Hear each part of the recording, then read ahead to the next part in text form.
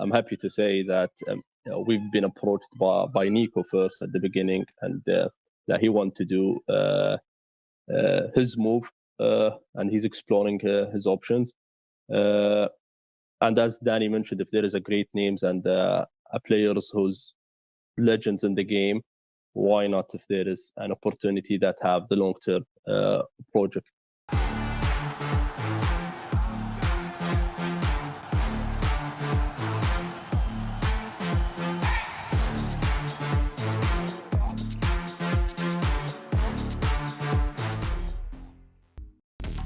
Best esports odds, VIP program and a variety of bonuses, fast and easy withdrawals, bet on every possible CSGO matching tournament,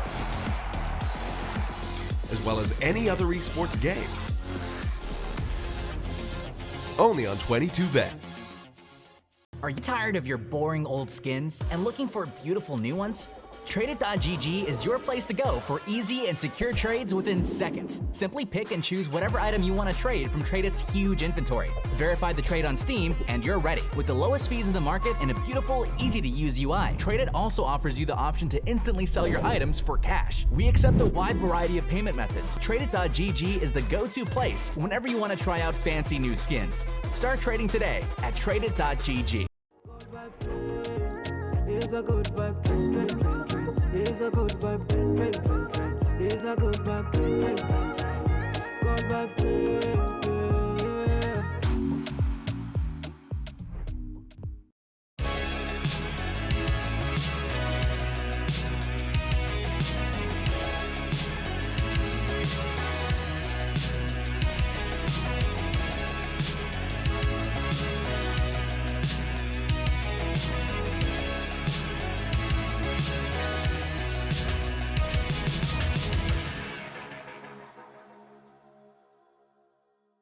Hello and welcome to HLTV Confirmed. Another week, another episode, another time of me hosting the show.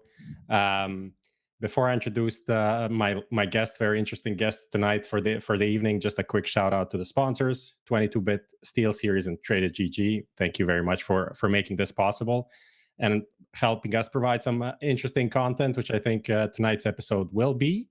So yeah, we have Striker here as always. How are you feeling, Striker?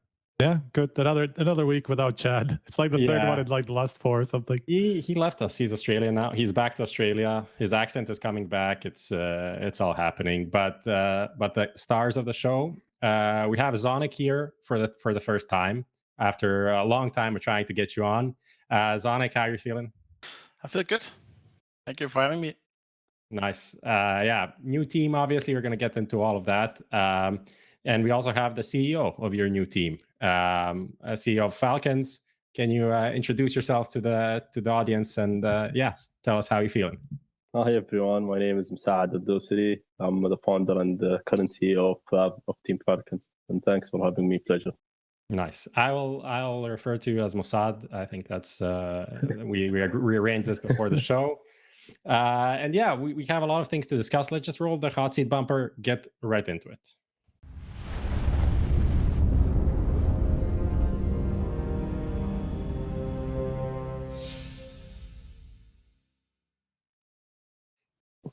Great countdown as always here from Lucas.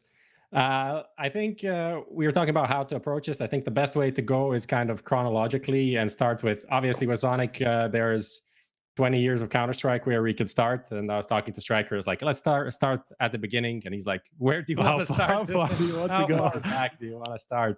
And we had that thread from, not thread, just a huge post from Trace earlier today coming with like lining out some of the cool stuff. But I think we can leave that for another time, and there's your book out there also for people that want to get some of that, I guess, as well.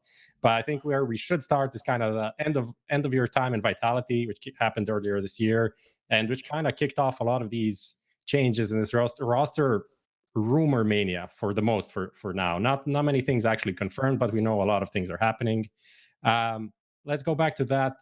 When did it happen? Like what sparked that change? And when did you decide, okay, I'm leaving Vitality? I think that was around somewhere last month, around late September, beginning of October. Obviously, just to go a little bit before, I think we had a rough year, first year with Vitality in 22. Managed to make a switch and got Spinks. Something happened during 23 where everyone looked themselves in the mirror, and we started performing also during with the pressure of trying to accomplish the biggest goal, and also the goal that I was set in the world to do, and that was to provide Vitality with a major win. Fortunately, it was in Paris, the last shot, you could say, during those 2 years, as there was no major in the second part of the year.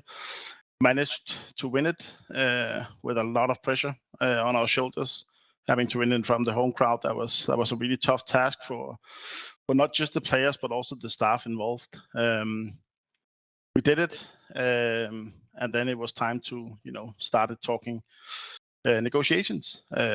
I told Vitality that I was really interested in re-signing. Same goes with them, and decided not to talk with any other team because I had my focus on Vitality, and that was my first priority. Got an initial offer which was below my current conditions, and also below my expectations, if I have to be completely honest.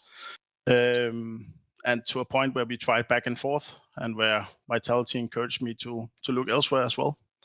And yeah, so I did. And just to fast forward, had 3 really good offers in the end, and decided to go with Falcons because of the project and the responsibility and the ambitions. That sounded really cool to me, but my initial commitment was to try and find a solution with Vitality. But I got a really good offer from Falcons as well, and kind of got the keys to the whole CS2 division together with Lars, which kind of triggered me to say yes. Do I understand it correctly that, like, after those initial negotiations, Vitality tried to come back and at least come close to the original offer, or match that offer in some way, and try to get you back on board?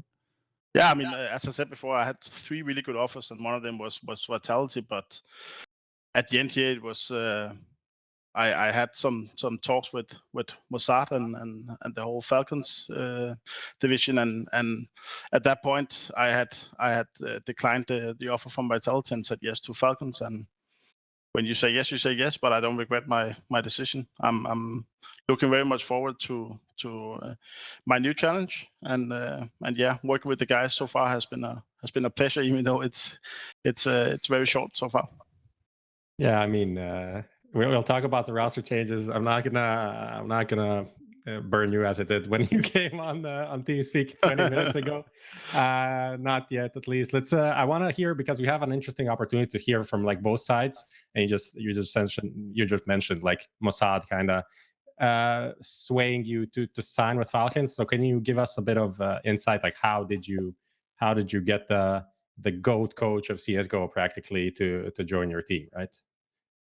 Well, I think at the first, Danny and his agent was talking with Grant, our head of esports in Europe. And I was told that's a really first conversation for whatever reasons comes after. But then Grant told me that Danny is interesting, and he want to know more about Falcons, and even how particular you are committed to CS and all the opportunities. And which was I really glad. I think people doesn't a bit forget that we've been in CS for around 2 years, and we've been doing it in every way possible. We've signed a tier 2 team to try to make it to majors, and then we try to upgrade our teams, and then going from French to completely international team. And we always want to do more towards CS because it's one of the biggest games. So, but sometimes you need the best people that you can believe and have trust and faith in the project, which we then have the opportunity with talking with Danny and even Lars about.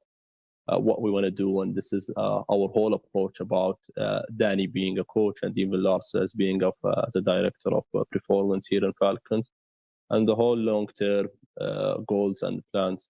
And thirdly, in Falcons, we are delighted that Danny and Lars took that challenging step, to be honest. I remember there was the interview from Luis with Zonic and Grant, I think it was, that kind of broke the story on the Cerdo. I think that the detail there was that originally it was just like you were going after Lars and then realized that Zonic was suddenly available as well. So can you tell me about like more about that decision to go after Lars first and then, you know, realizing that there was more to this even possible?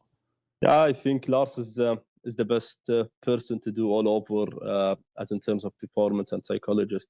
And we've always believed in how important it is internally in Falcons, but you don't always have the opportunities to get this kind of people. So Grant was in Gamers Aid during that time, so as Lars. So they had their chat about we have the intention into doing, and we want Lars not to be specific to our CSGO team. We want him to be a performance psychologist for whole Falcons, which we have around 90 players and 10, 11 different games, and to create the whole NDA about performance for the whole players. And then when Grant and Lars started talking, Lars mentioned that there might be an opportunity to get Danny on board. And then after Grant talked with Danny's agent to see if he's interested. And I think now we're both together, yeah. I mean, you did mention just like the goals and kind of explaining to Zonic the ambitions of the clubs, but everyone that's listening is just going to understand that you gave him a blank check or a check of like 10 million euros for the next 2 years. And then it's like, oh, these ambitions are great, right? But what are the ambitions and how do you plan to accomplish them? Let's move on to kind of that part of the discussion with Falcons. Yeah, I think we have a strategy for whole Falcons is to be within. Let me give you a long story short in Falcons and when we started and the whole journey, so people even can understand us more. So we started Falcons, me as a player, in 2018, where I decided to play FIFA underneath my team, and I've won there a major and decided to continue my path as a player in different organizations. Then when COVID hit, I think everyone in the whole world been interested into gaming and the whole industry in general, either businessmen or even just persons who was very casuals and want to do fun stuff.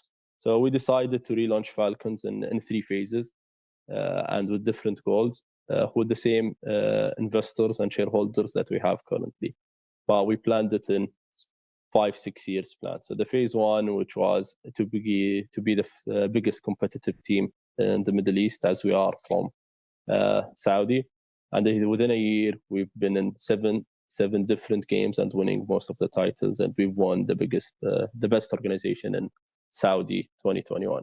And 2022 we was having second phase, which to be a lifestyle brand, and we're very successful with that. We're signing 11 of the elite content creators, which if people goes into our YouTube, they would see an average of 700, 800 viewership in each video that Falcons upload, which have been not many in another organization's channel. So, and we've signed a great sponsors who have been with us since day one, and sponsor that came up lately. And now we have our challenging thing, but in a good way, that we want to be within 2025 a top 5 team globally. And that comes obviously with Falcons entering the new games such as CS and other games that in a very tier 1. And in my perspective, CS is not the best game as an esports, and it's at least a top 3 game out of revenue and out of the whole format in general. So when we was talking to Danny, we told him that it's at least a 3 years project for you, Danny, to be in as our coach, and we don't want to have any opinions or any pressure by the first year. We're seeing it as a very long-term thing where Danny and Lars can build up, or all of our teams, and in general the NDA, the identity that we want in CS. But what we want to accomplish is within the next second and third year together. We've been in CS for 2 years before now, and we know it's not an easy game to be in, and it's a very challenging one. But I think, and here, Danny, you'd have probably had here more pressure because I'll have to announce it, but we have obviously a big dream, which we internally share as an ambition and goal, is to win a major by 2025. And this is the whole project about Falcons. That's what we want to do. We want to win a major by 2025, not Copenhagen major or Shanghai major. I would love to, obviously, but the whole goal, because we understand, is it's not an easy one, and we see it as a long term. And if every team can be, why we don't, since we have the best staff possible. I mean, for saying this is long term, you're, let's say, reports behind the scenes and stuff like that, it seems like you're building very quickly for the short term. So I'm not sure how these two things really match up, you know.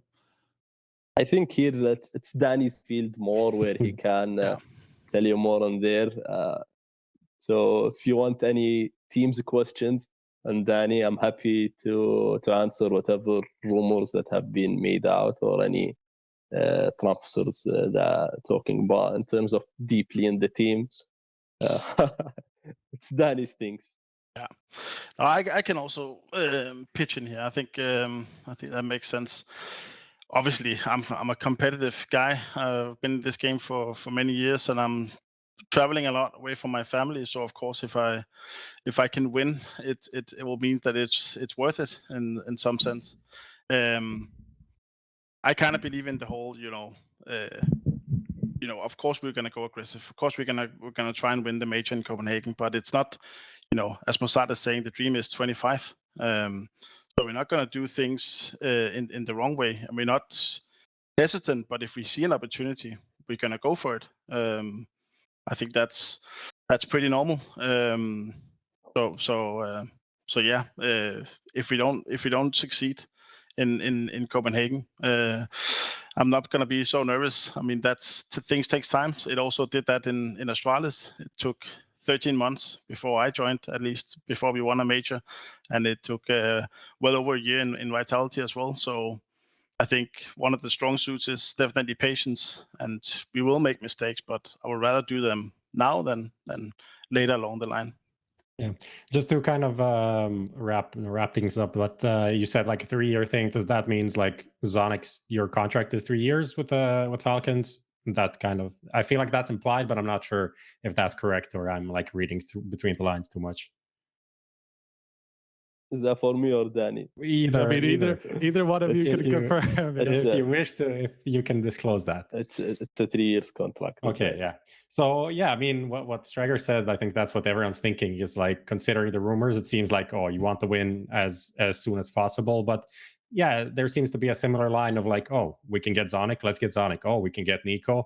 Well, why would we wait 2 years to get NiKo if we can get him today, right? But I think what people are curious about, and like how all the rumors started with you, Zonic, I would say, firstly, is like about like insane spending. And then I think you, maybe not directly, but like indirectly said that that's not really, that's essentially said that your salary was in line with what you had in Vitality, but what other people said is like there are bonuses to kind of increase that. So what are you willing to spend essentially to do this? Because it seems like a lot of people are talking about like an esports winter, and a lot of people are cutting budgets. And I think that kind of goes back to why essentially the Vitality offered you less, not because you were bad, obviously. It was just like, we need to figure out a way to be sustainable while you guys are coming in to spend more, obviously. So what is kind of the check, let's say? What are you willing to do to achieve this major?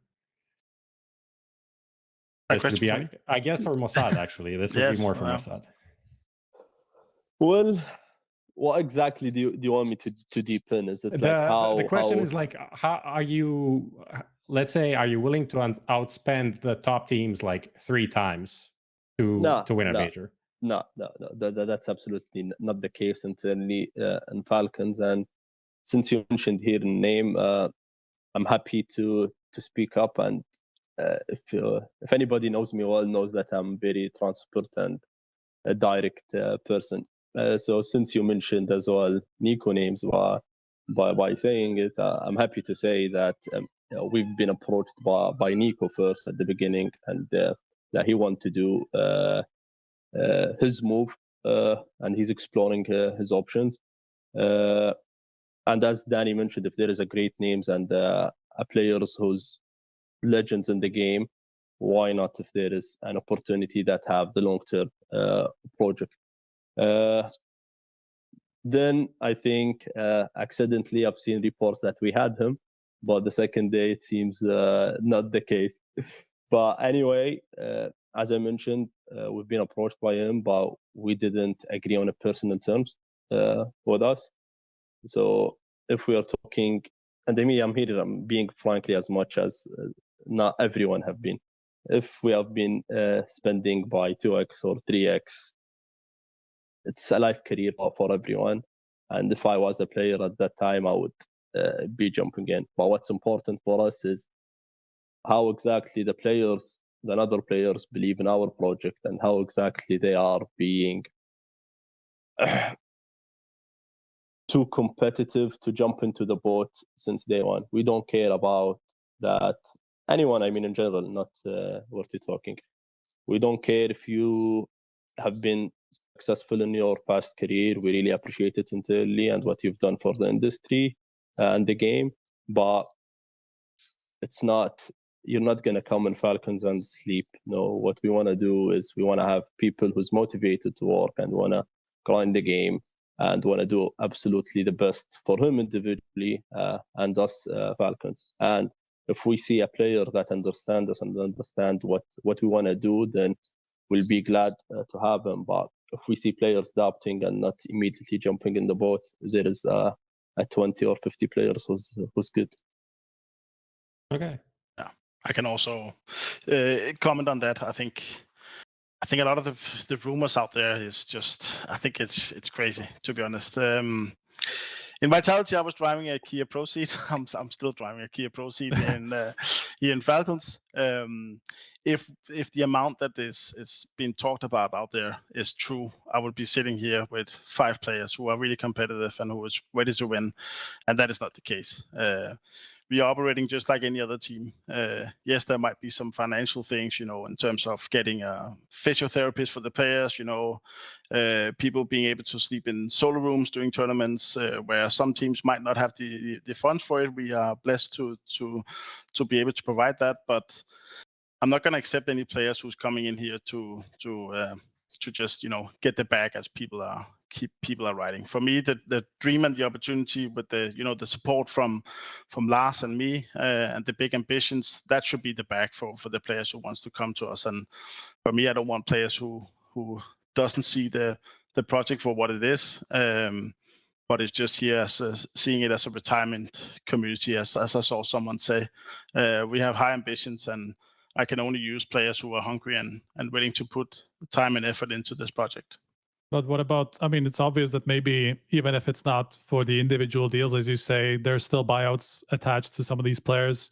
I mean, the NiKo one was reported to be in the millions. I don't know how much, what that means exactly. That could be anywhere from just about $1 million to several, We wasn't going to pay more than G2 paid to FaZe to get him out. That's, that would be interesting information if we do the FaZe buyout, and I'm not sure if that's necessarily public.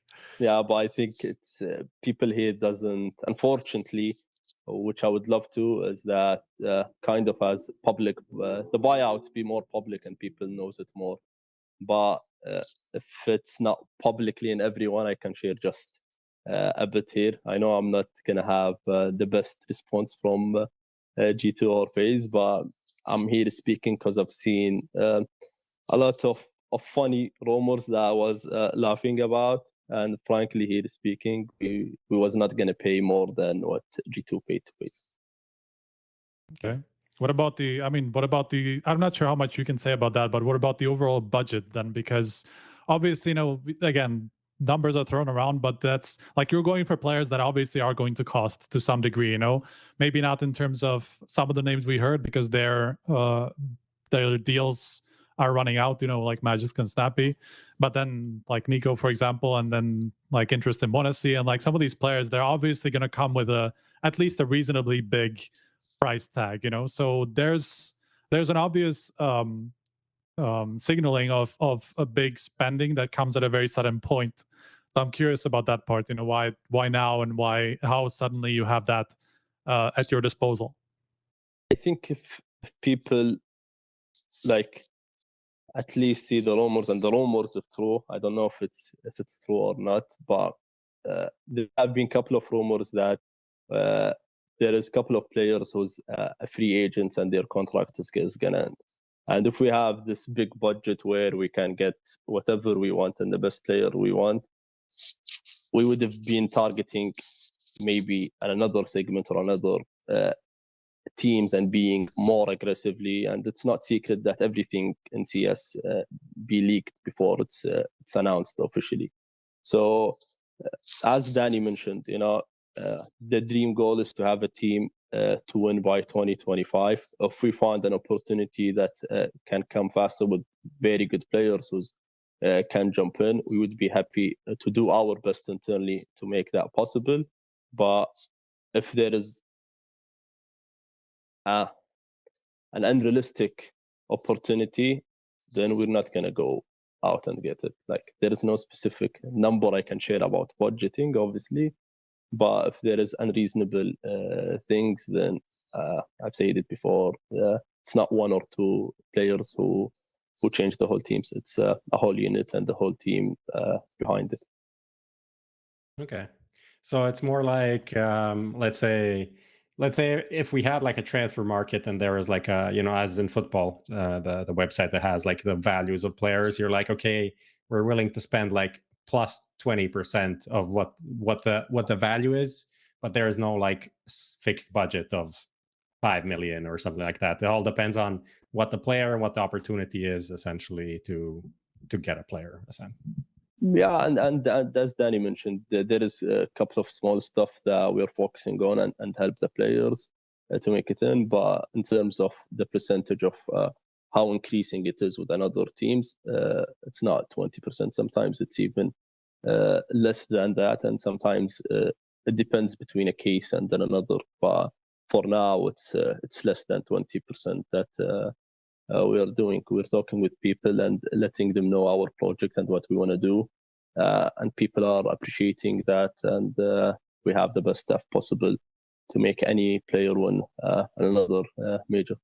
Yeah, I think we can, Striker, I don't know if you have a question, but we could bring up just... go into the Vox Pop, yeah. Yeah, we could just bring that up because I think it's an interesting... I don't know what the results are. We just asked people essentially what they think about Falcons coming in and kind of disrupting the scene, or at least the rumors are that you're kind of, you know, picking up players from this and that. And when I saw the original answers, and I saw it on Instagram and I saw it on Twitter, and it was like diametrically opposed. Like on Twitter, everyone was hating. On Instagram was kind of like positive.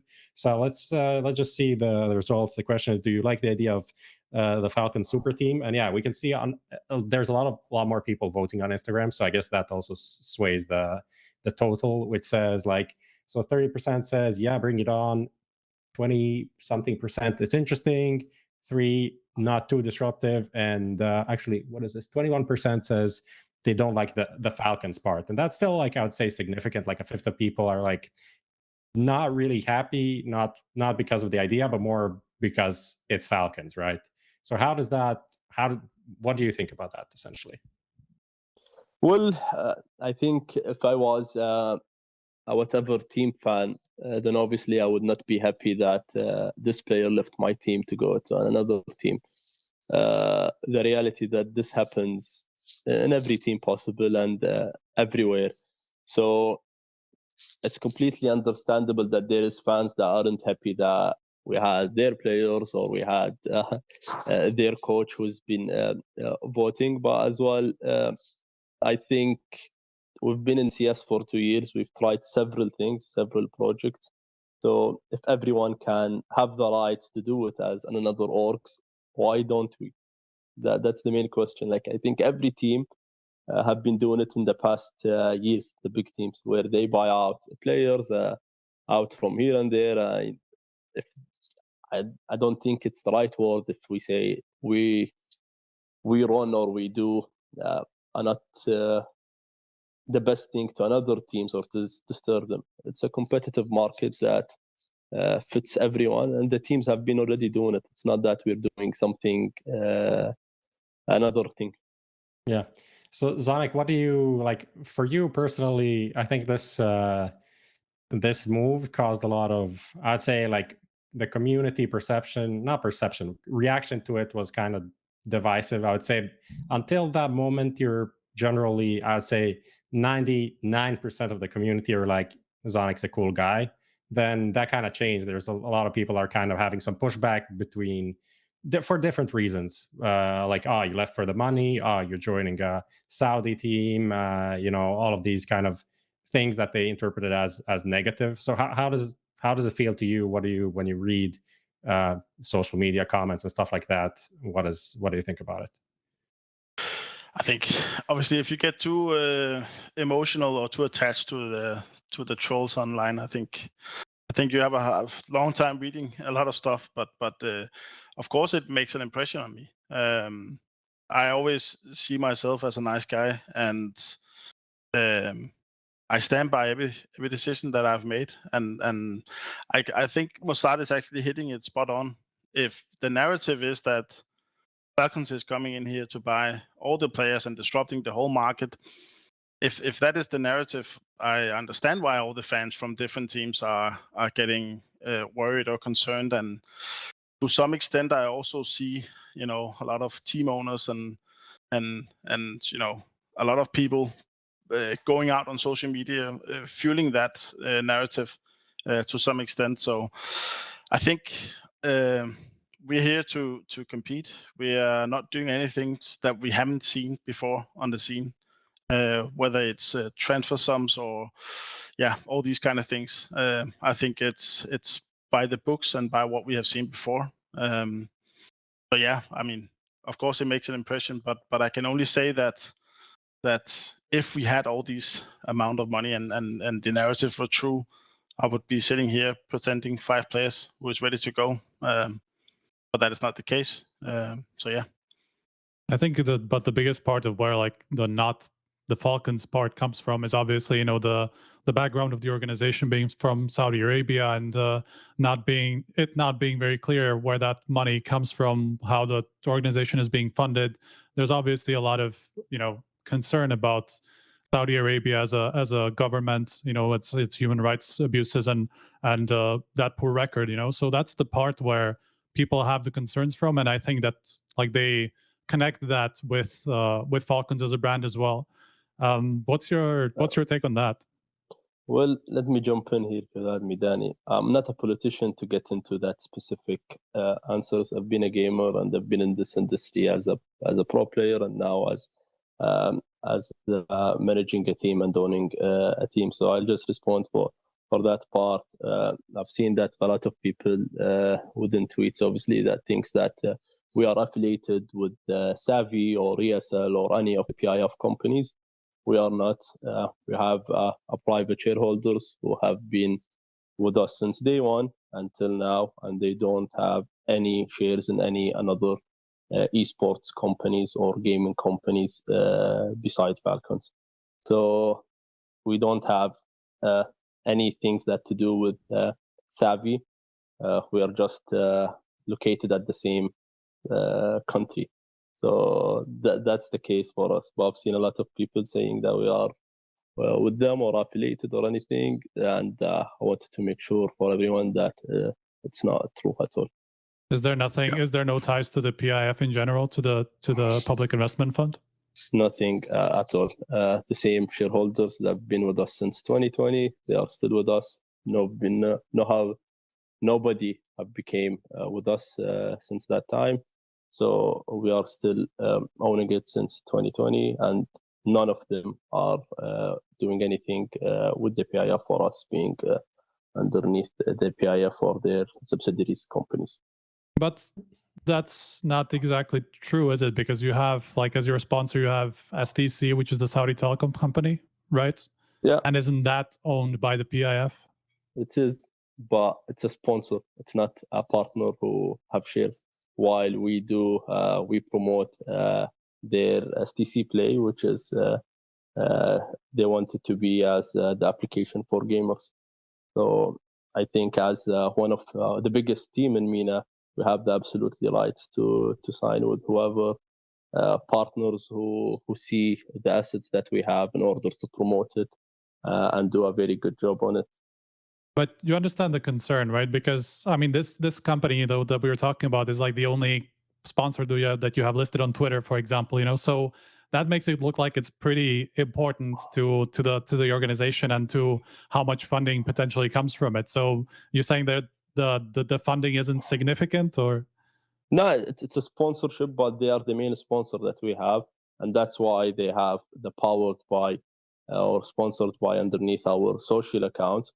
But we have another partner, which is Your Page. It's an online bank transfer, and we have a Dose Cafe, which is a coffee place in Saudi and in the region, and we have Movie Cinemas, which is the biggest cinema screens in Saudi. And thanks for allowing me to promote that.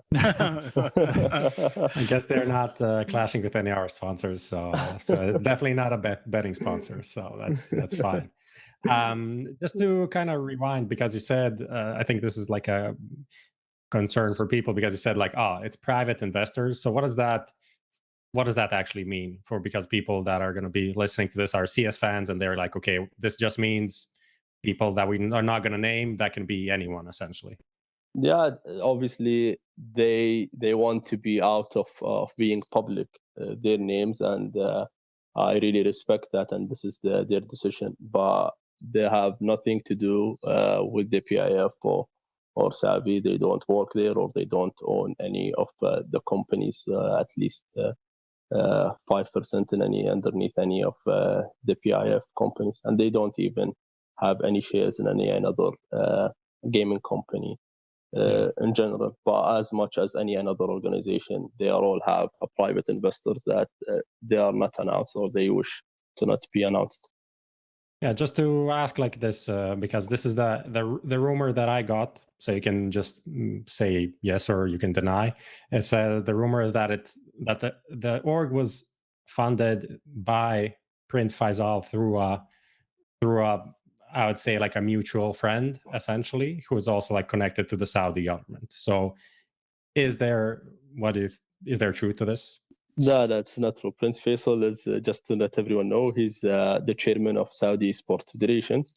And this is absolutely not true. We've been in 2018, and the goal thing for Falcons was me representing the team while I was playing. And I decided to stop the project because the industry wasn't good enough at that time in our region.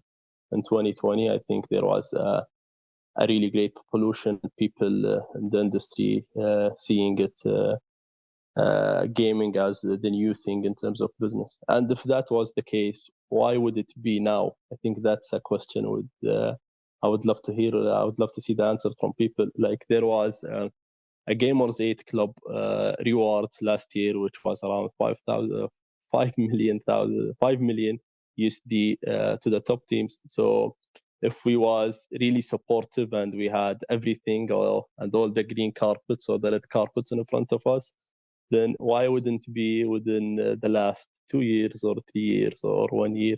Why it's now when we had our steps and we've been at least doing everything right in terms of social and engagement with people, while we have the red carpet to do it since day one?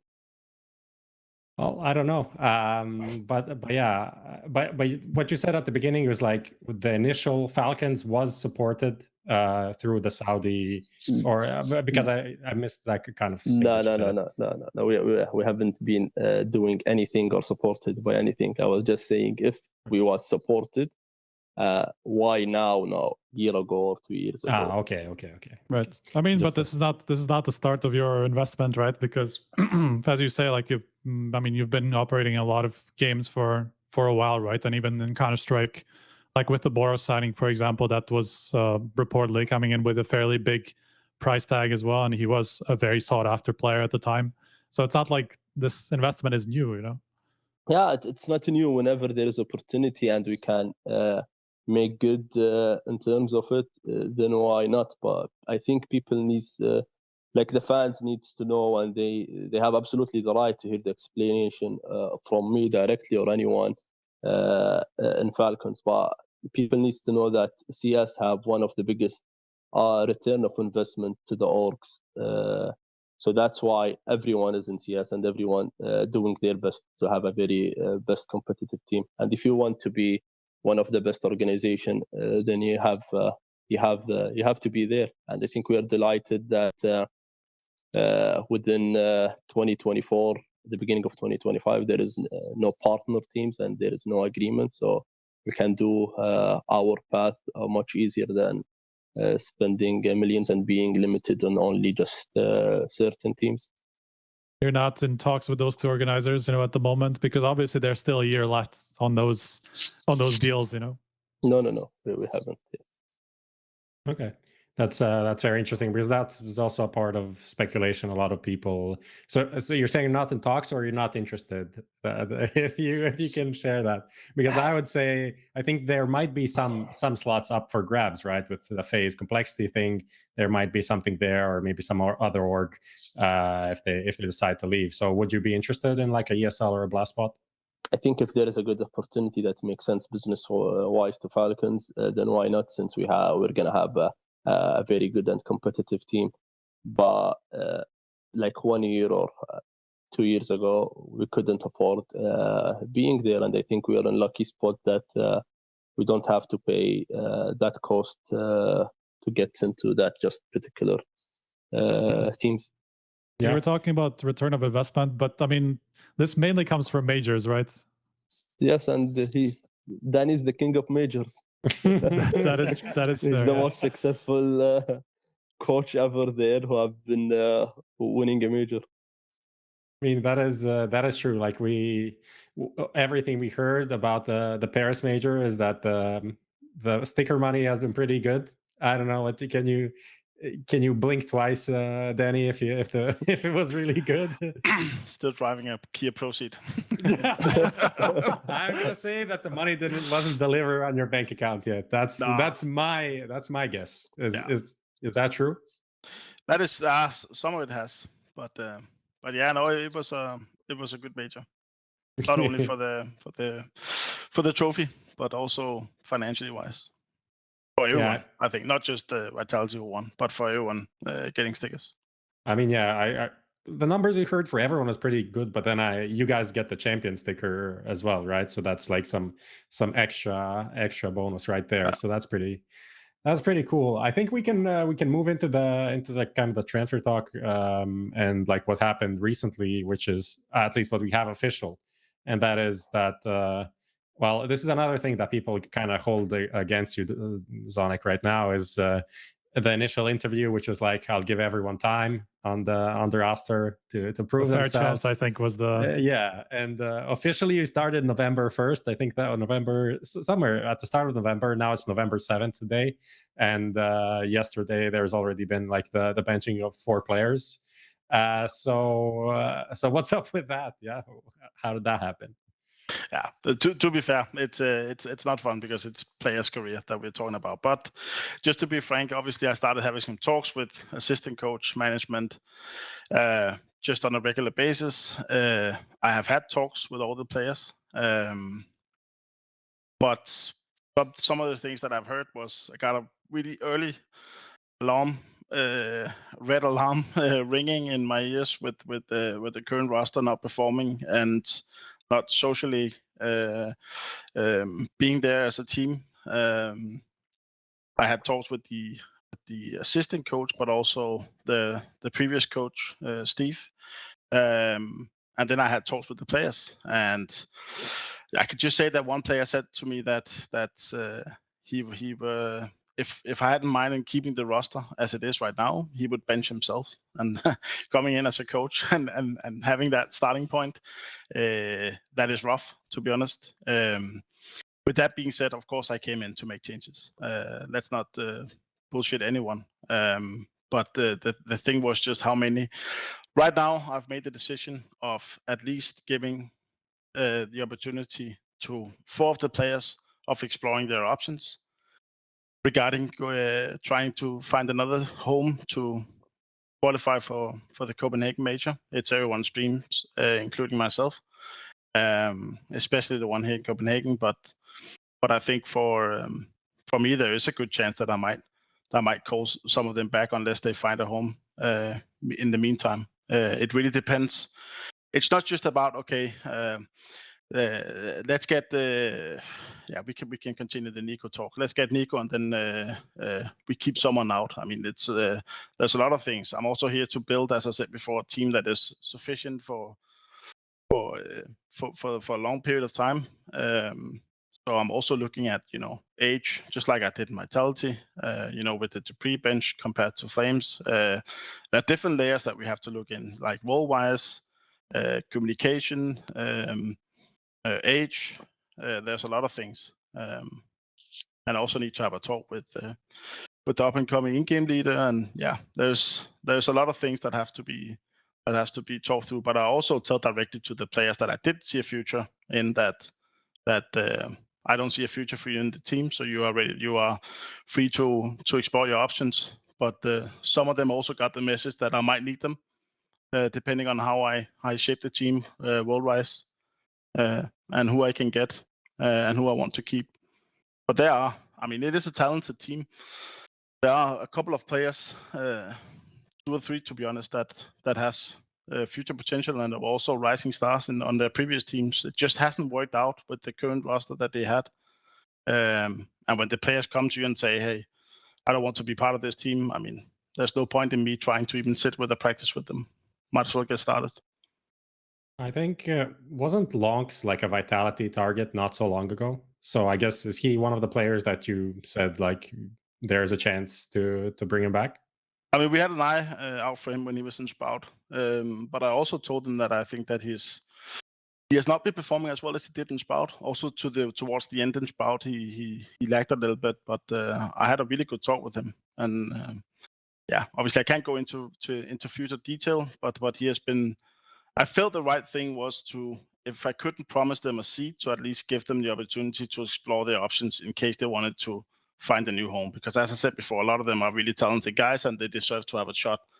But I also told them that I might come back and ask them for them to stay, and then we could see how it will progress. 6, 7, 8 months. No one is safe on any team except for Cyber. Not even simple as it turns out. Yeah, I mean, that's interesting because, obviously things changed with the NiKo thing, and obviously that can also change a lot of other things because how dominoes, the puzzle pieces fall into place. No, I don't know, whatever the analogy I was going for, but it definitely didn't seem communicated. What you said now didn't seem like what the communication was from Falcons coming out when the 4 players were benched. But maybe I just didn't look into the details. I don't know, Striker, if you can support me here. But I don't think there was the vibe of like, oh, these guys, some of them might come back, right? Yeah, that they are exploring their options. It's more like these guys are out and goodbye. We have better people coming in. So that's interesting, definitely. Striker, do you have a question to throw in here? I know. I was just looking through the actual communication of the benching, but I just couldn't. Due to the recent plans of Team Falcons, we're making changes to the team, and these 4 will be moving to the inactive roster. So very vague in that sense. Yeah. But it was what I told them. I told the players that for now they are benched. I'm looking for alternatives and looking to explore the different options that I have. I mean, it's not that I underestimate it, but it's an extremely complicated process coming into a team from scratch. I've been very blessed by, joining Astralis, you had Device.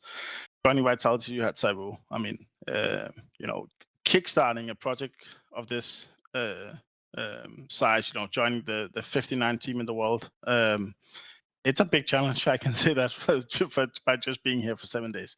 But yeah, I have tried, even though that I can see the concerns about the statement. And yeah, to some extent, some of the players didn't have a future. When I was doing that interview, I had barely watched any Falcons game, barely had any talks with the staff. I hadn't talked to the players. When it got announced, I couldn't work with the players because I was still officially tied to Vitality. But I got some information. I got to see the team, and yeah, when I had the talks with them, I think also if you ask them, I think I've been as honest as I could get. And some of the players got the message that they have no future whatsoever in the team. And some of them have been told that they are free to explore their options, but I might come back. But who knows? But wait, you said that you didn't talk to the players until the start of November? Yeah. Okay, but there have been reports for a longer time than that. I don't know how much of you were involved in those talks from the beginning, but it's pretty clear that like the messaging from behind the scenes and from the people that were like moving around, that there have been at least questions around players for longer than that. Questions for players I mean, outside in terms of like talking to players about bringing them over No, but and I stuff was like talking that. about the players in Falcons, like the current roster. Ah, got it. Okay, Yeah. got it. I thought you were talking about the other.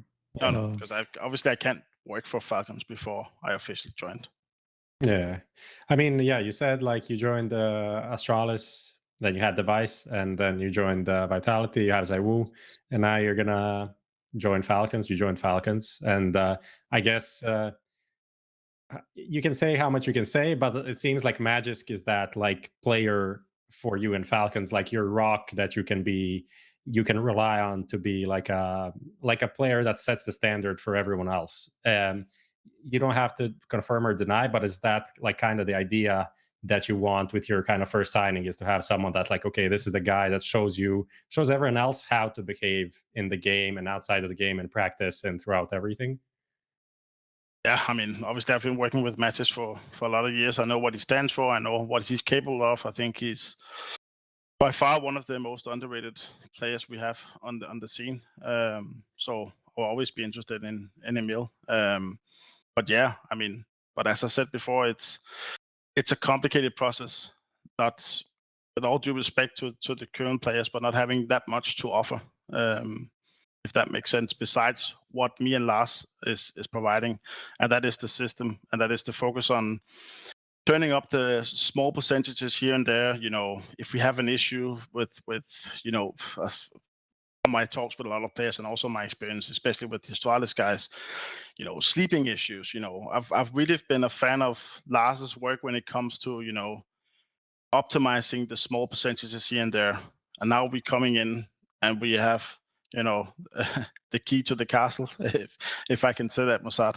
How we want to shape it, and not joining an existing team who has their way of doing things. And here, I mean, to be fair, Lars can really explore how he wants to build a really professional team, and how we can add more percentages to what we've been doing previously. And that I'm really excited about.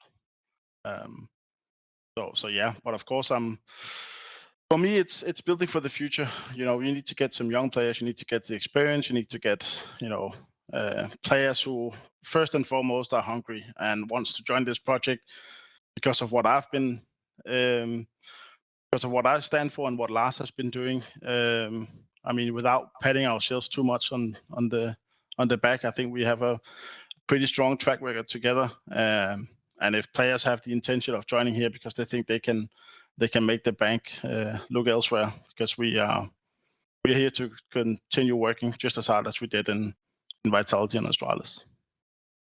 How much can you say about the talks that have been happening? And I mean, especially the fact that, as we were talking about before, when a player like NiKo, whatever happens, you were talking about that individual deal not going through. Whenever that happens, I'm sure this also affects other talks that you are having with other players that you haven't really locked down yet.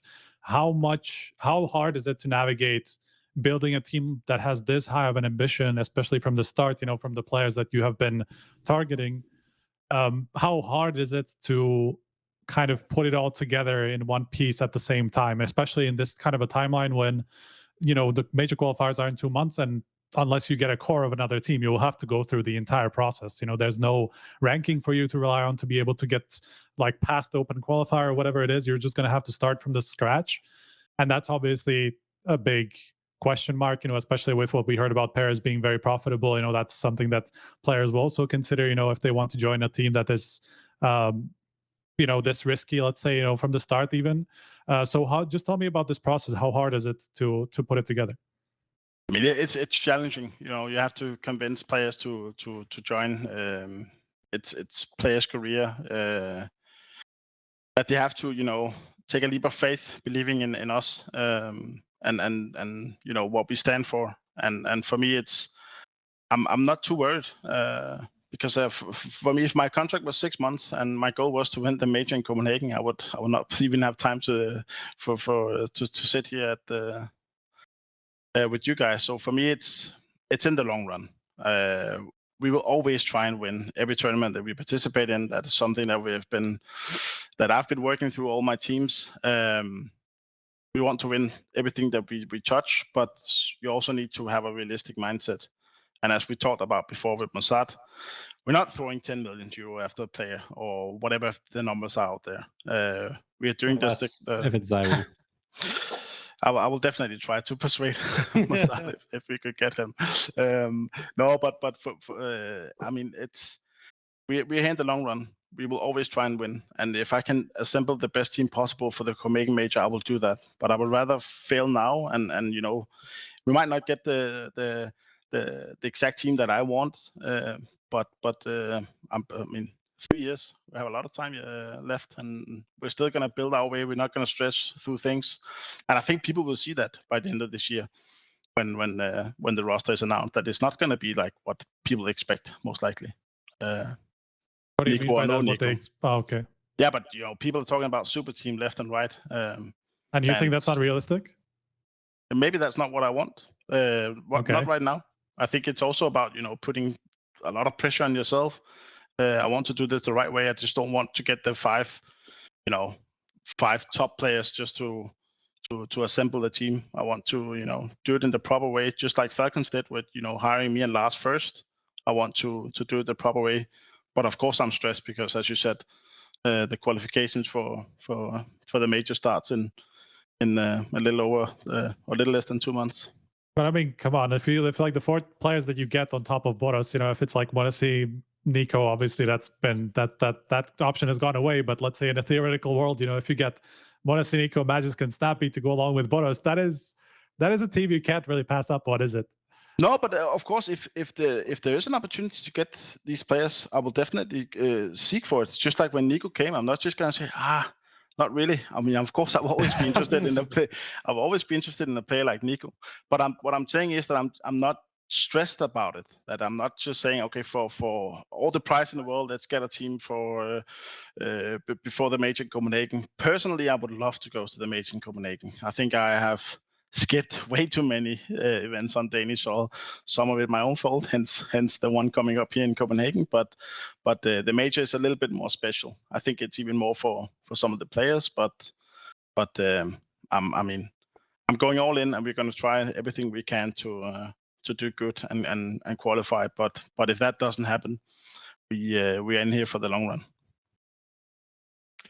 Yeah, I think we're kind of coming to the end of the time you guys have for us tonight. But I think maybe a question for you, Mossad, is what do you see as the biggest challenge towards your goals of winning the major in 3 years and essentially the success of Falcons CS division? Well, I don't think there is many challenges that what people expect. I think we are in a clear shape. I would have been worried if we have the funds, but we don't have the best stuff to utilize it. But thankfully, we do have the best stuff, and we do have as well the best esports managers who can help us by do that. I think we will be in a very good shape to get our dream and everyone in MENA is deemed to see a MENA organization to be in the major, to have their own stickers, and hopefully to someday win there as well. We had Gamers 8 in Saudi last year, which we hope as well to have it here, and the whole arena. Maybe it wasn't 20,000 or 10,000, but at least it was sold out. So I think I'm not gonna say we don't have challenges, but I think that's the fun of esports, where today you have the challenges and tomorrow you success, in order to celebrate it more than yesterday. Okay, Striker, do you have any extra thoughts, questions? No, all good.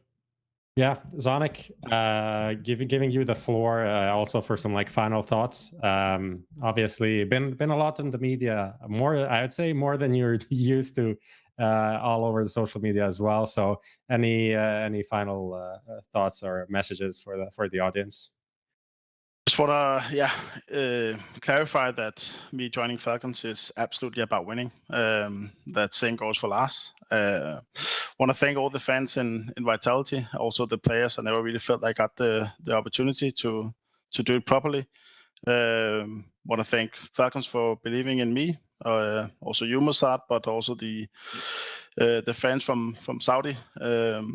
Missed Gamers 8 this time around, but hopefully we will go next year. So yeah, I'm looking forward to starting this project. But yeah, as I said before, we're in it for the long run. Okay. Well, I think it's time to just hit a short ad break. Thank you both for coming on. I think we asked and answered a lot of questions that the community had, and hopefully people enjoyed it. Everyone enjoyed it. Yeah, the chat is the chat, as it is expected at this time. But we'll continue after the break, talk a bit more about all the rumors and everything. And yeah, thank you once again, and see you in a few minutes. It's a good vibe, it's a good vibe, it's a good vibe, good vibe.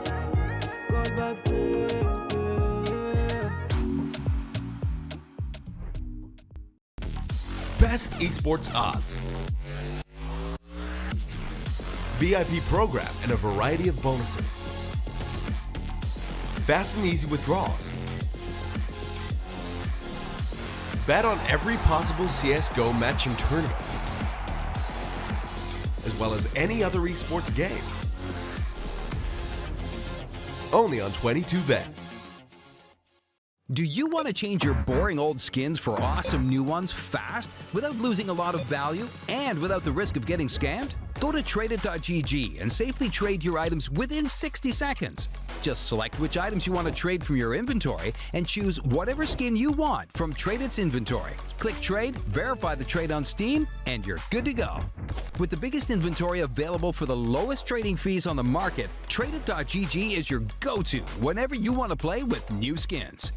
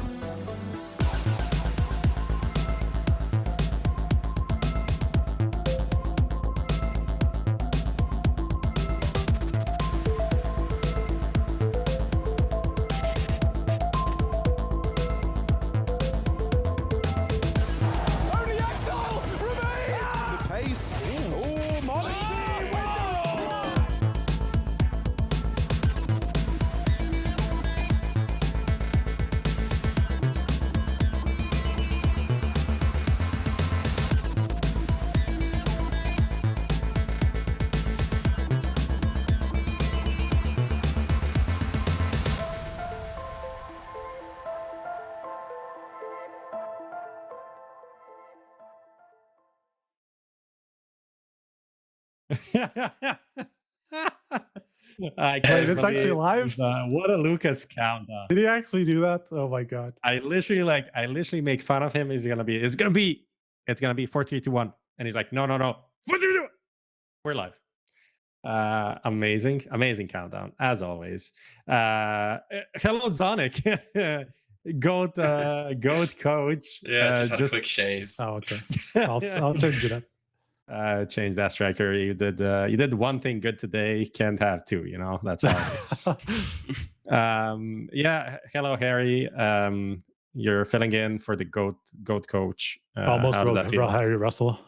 Yeah, it's good. I mean, who doesn't love Zonic? So there you go. Yeah.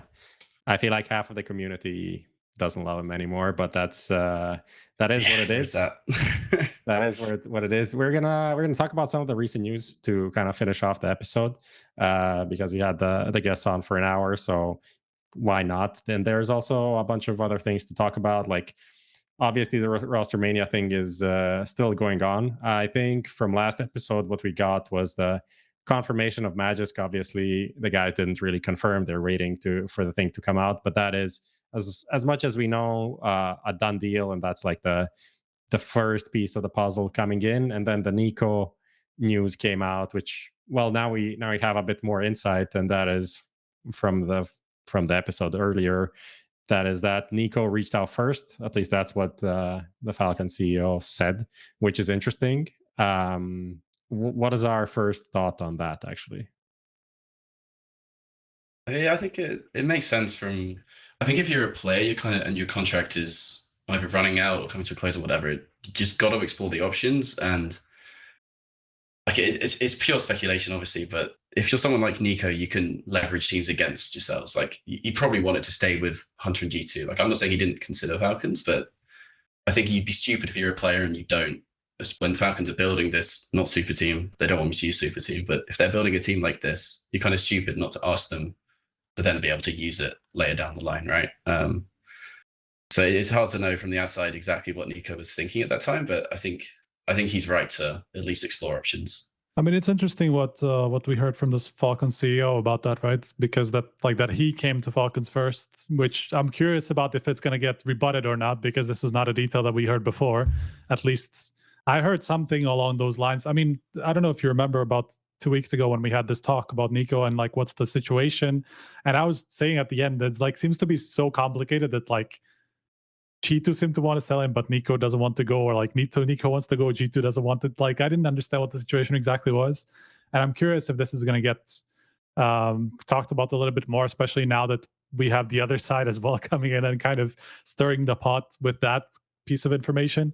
So I mean that was kind of the curious part for me, like if that is true, if NiKo was the one to initiate like a move, and so then what happened that made him go back? Was it just because of the G2 like rumors of underpaying him, or like offering him a lower salary, similarly to what happened with Vitality and Zonic, and that caused him to go somewhere else to get a different offers that he can then take back to G2 and throw in their face so that they can match it, or at least give him the money that he quote unquote deserves or had before.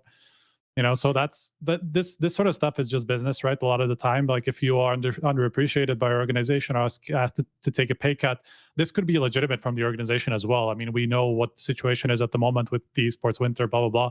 Everybody's been talking about it for forever and ever, right?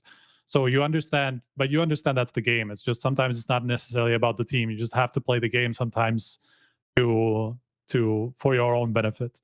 Yeah, I mean, the interesting thing is I don't even know if NiKo extended the contract, because I didn't hear that mentioned.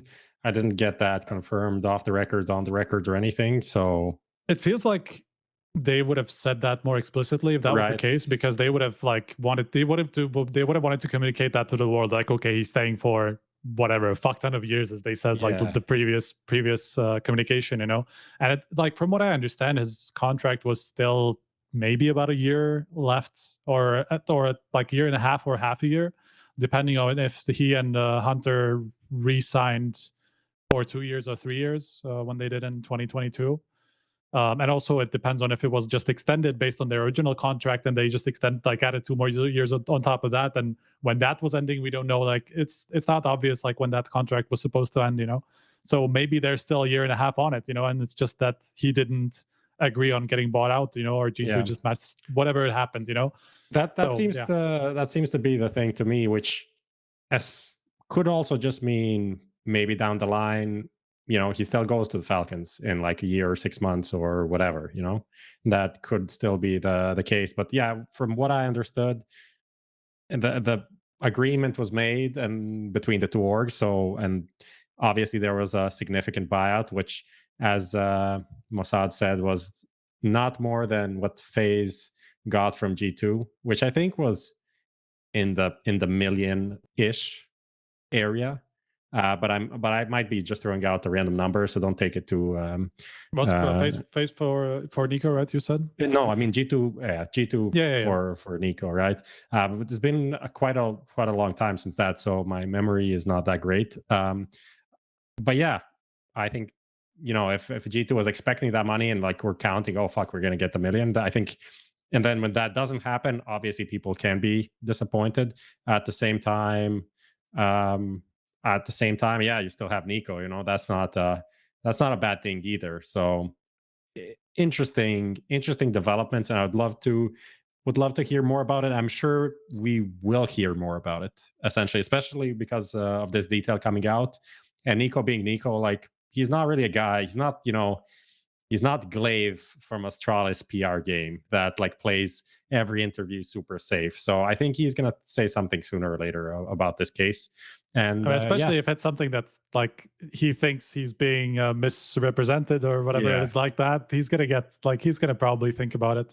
I mean, we'll see about that. I was just like looking back through the news that we posted because Luis was reporting on it pretty heavily when the G2 FaZe talks were starting starting, like, which happened like months before he actually joined. Like the talks actually happened for quite a long time, and there's a line there that said that it would require one of the biggest transfer fees in Counter-Strike history. So you can imagine that even if it's let's say like it's not going to be under $1 million, let's just say that. Otherwise, like that wouldn't be the sort of line that was put there by Luis, who is, by the way, back with HLTV now. Let's go transfer mania. Harry, outside of this NiKo thing, what do you think was the most interesting roster news that we had in the last week or so? Well, I mean, there's lots to pick from, isn't there? I think it's the theme of this podcast, but it is the Falcons thing because, and maybe not even just because of what it happens to Falcons, it's kind of the domino effect around it, right? I think that's what's actually might be more interesting because you've already seen the rumor, of course, Magisk.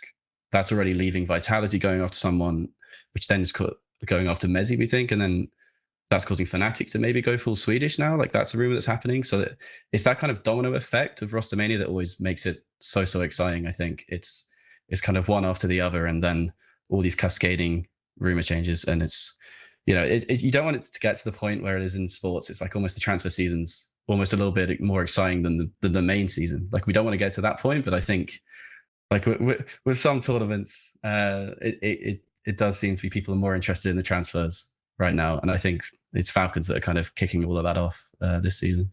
I mean, it's also interesting from the Falcons perspective because obviously, at least from what we know, a lot of the contracts, like the Snappi thing, is not signed, and then who is the upper on the team, that's also not really figured out. So, how does this affect the rest of the team? Like, is Snappi going to sign if there's like, it's going to be NiKo, and now, there's no NiKo. Instead of NiKo, you get Lonks, how does that change things? And there could be a cascading effect of just Falcons not really getting anything near the lineup that was kind of, I don't want to say promised, but what people expected and what was reported on. And I think, honestly, my feeling is just what Zonic was saying now on the podcast. If they got NiKo, he wouldn't have been saying those things about like, oh yeah, maybe we bring back players. That is my very cynical reading of the whole situation, is like they thought this was all a done deal, and that's why they they communicated the way they did. And now it's going to be like, well, now it's a 3-year project. But if they had that lineup, then obviously like doing insanely well, maybe not winning the Copenhagen major, but like making playoffs would be a realistic goal.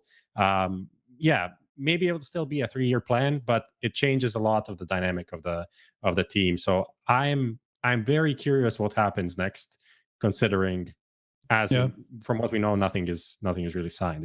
Yeah, I mean, it could easily, like, let's say you're Snappi in this position, and you're like, okay, so I was kind of promised, like, okay, we're starting with Magisk. There's Boros, who's already a big talent, right? There's some like future potential there as well. And if you get NiKo on top of that, at least you have some sort of a guarantee that that's going to be a player who's going to be delivering. Whether it's like, even if it's CS2, you can expect NiKo, even if he's 5% worse, he's still going to be a great player. Maybe he's not going to be a top 3 player that we know now, or like top 5, whatever.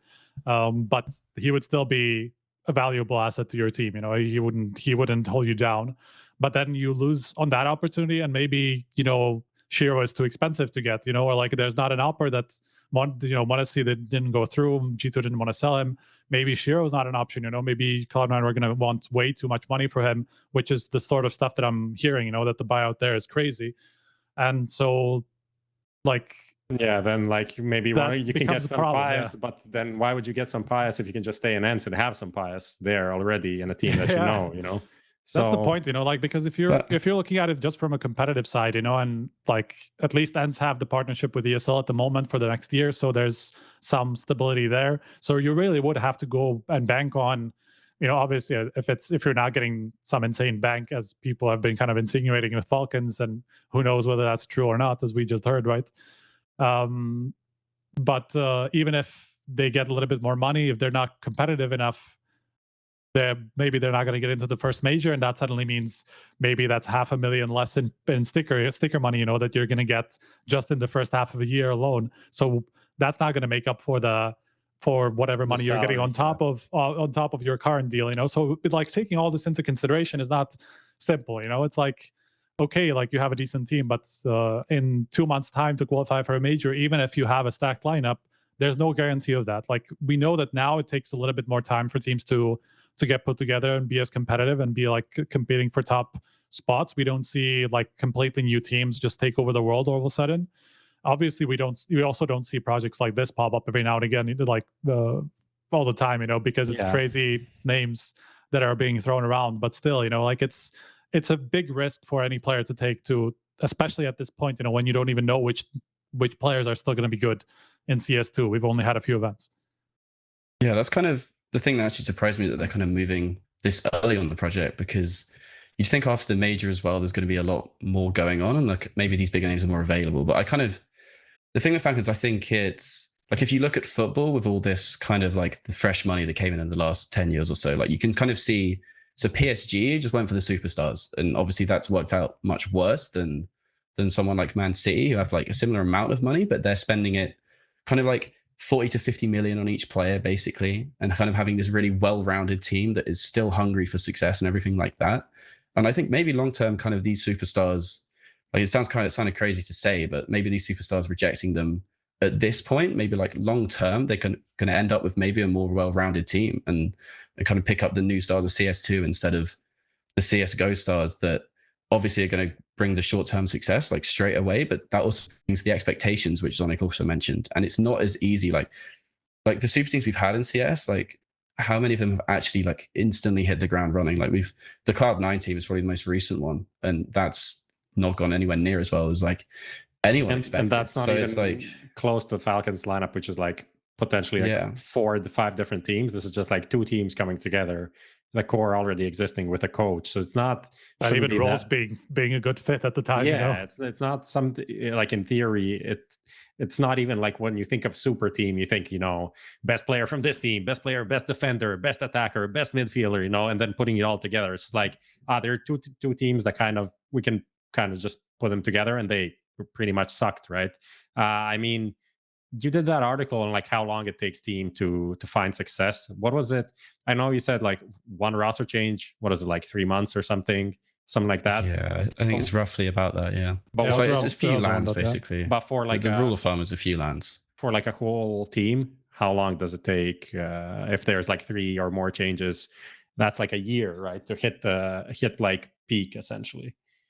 Yeah, like, it's just not really been done very much, so I don't think I even did it. I don't know. There's a lot I of think data 3 on that, roster yeah. changes was already like hitting 6 months to hit like average peak ranking. So it's Yeah. still not that very long because it's still like esports. It still moves a lot quicker, but yeah, like this kind of 3-year project, like it doesn't maybe seem as long term as maybe sometimes it's made out to be. But I think in esports, 3 years is plenty long enough for Zonic to even pick up some young players now and still hit that 2025 goal, I think. Yeah, From I that mean, point of view, for sure. even that would make sense. I think you were the one who talked about this before, where you were saying like, why wouldn't you just like kind of build gradually? You know, like you get a couple of players now, Yeah. and then you figure out what of the current pieces you still don't want after that time. You know, of the ones that Zonic was saying have some potential, and you could imagine he was probably talking about Launix and MHL in that sort of discussion. Just because, you know, Body and BK are obviously like beyond their zeniths now, and they're both kind of getting on the older side, and both have been in the scene for long enough to kind of prove that whether they have what it takes to be at the top level. I mean, NBK obviously proved it before. He's more like on the other side now, but for Body, you know, he had his opportunities and didn't get them.